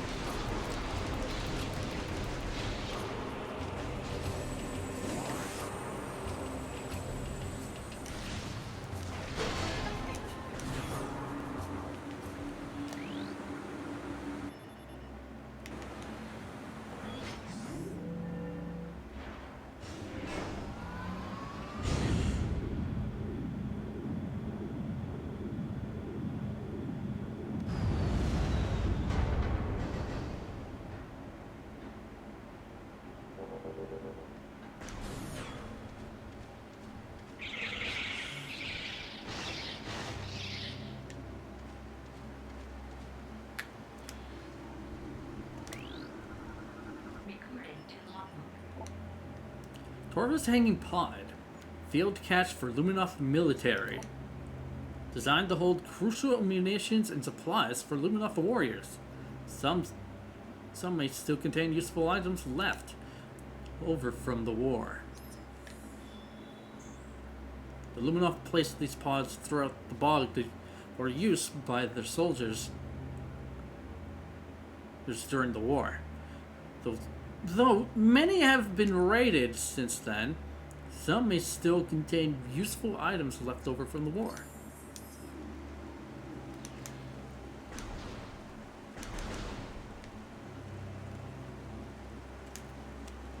Didn't even explode. Alright then.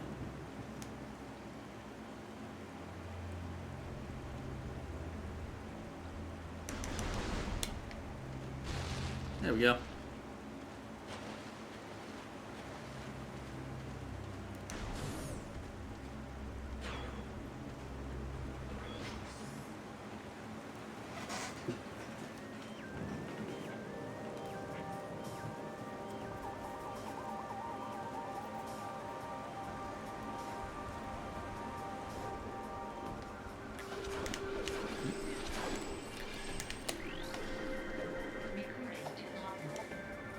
Shredder.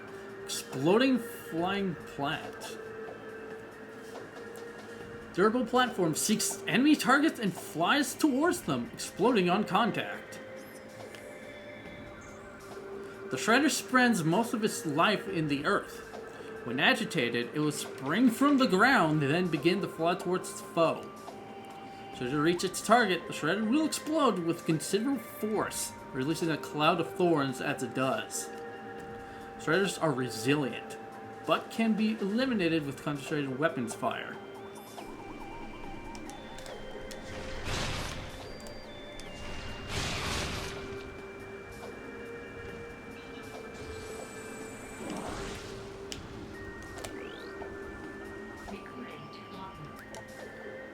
Torvus Barripod, living storage units of the Luminoth. Durable platform grows around useful items, produces a deadly cloud when destroyed. The Torch Bear grows around useful items. The hard outer shell can be shattered by weapon fire. The Luminoth use the hardy plants to store supplies for operations in Torch Bog. They are resistant to the harsh chemicals and diseases that run rampant in the swamp, and emit a deadly cloud when destroyed. This has discouraged their consumption by local animals.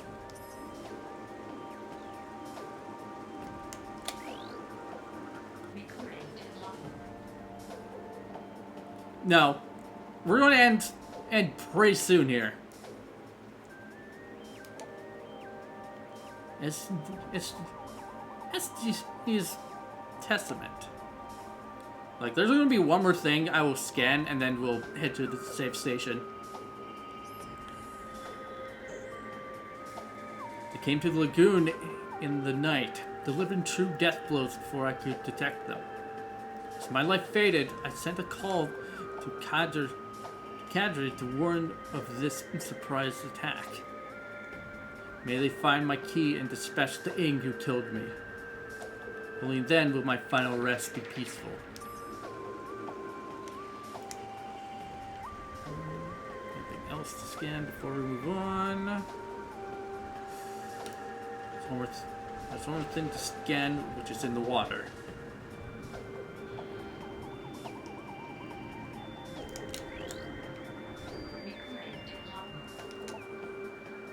Hidlings, aquatic miniature herd animal. Targets travel in large swarms. Contact with targets can cause minor damage. Hidlings are small water dwellers. They travel in packs for safety, roaming the water in search of bits of food.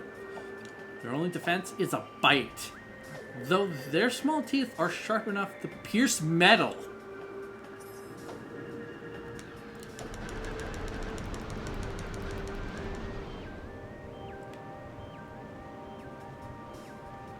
I don't think there's anything else to scan unless there's something down over here.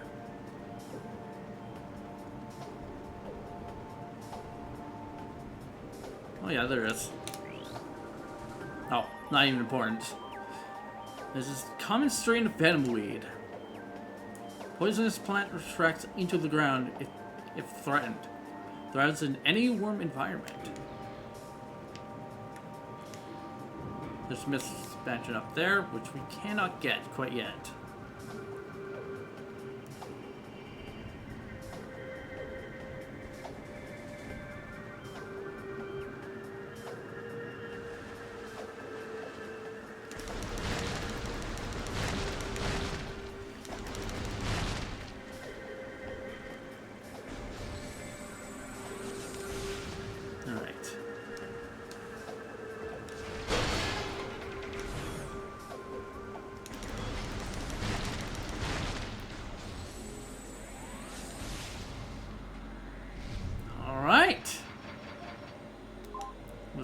That'll be end of stream. So next week when we come back to this game, we'll be finishing off Torvus Bog, and then we're going on to the next area.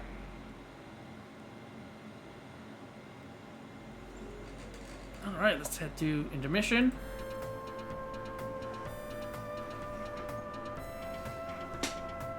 Also gonna turn off the game.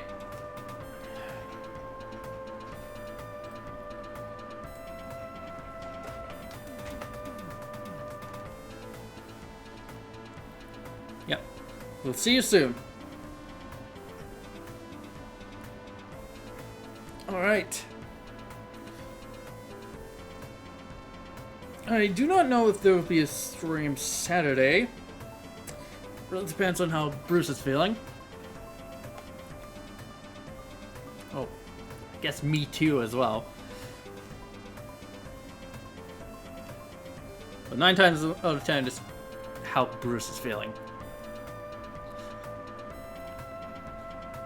We'll be getting back to Cold Steel 3 to continue Chapter 3. No stream on Tuesday, because my dad is home, and I normally don't stream when he's here. With the exception of Saturday streams. And I guess the collab as well.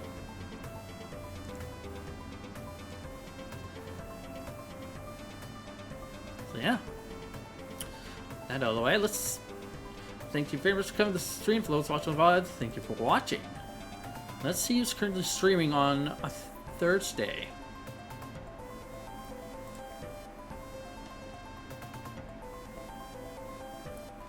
Oh, AKL is doing his drumming stream.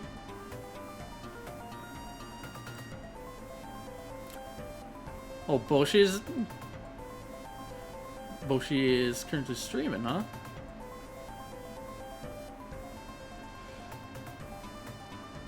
Maniacal's still streaming.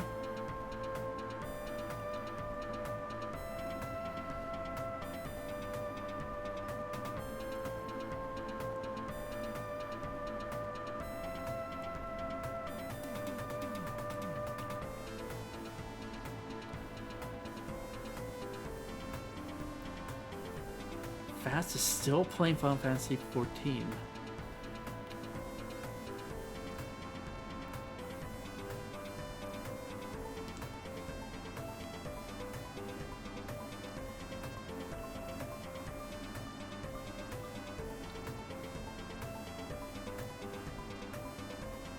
Kenny is playing Star Rail.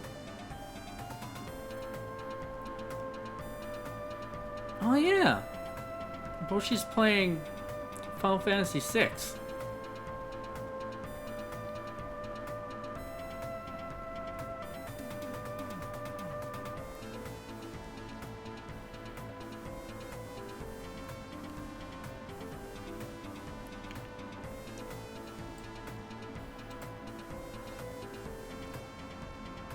Gotcha.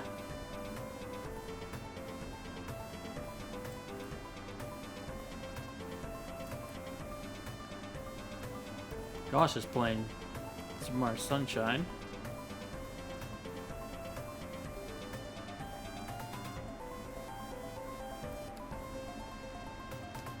Why is Jiggy playing Roblox?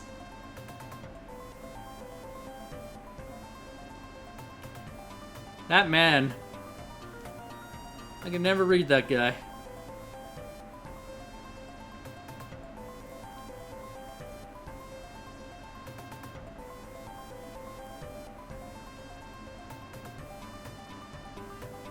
We're raiding Boshi.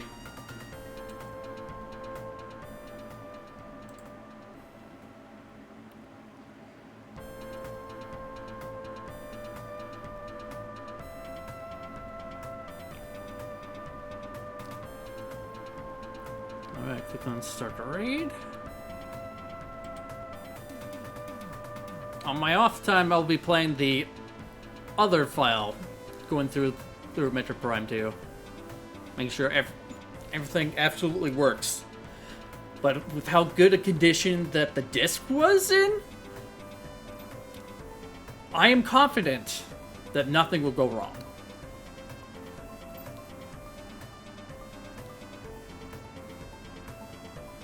So yeah.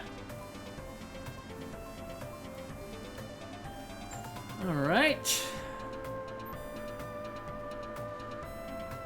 That's really it. So, this has been Tip Flip of 20. I'm flipping tables. See you guys most likely on Thursday next week for more Metroid Prime 2. And at that time, I'll be done the other file 100%. Anyway, there, guys.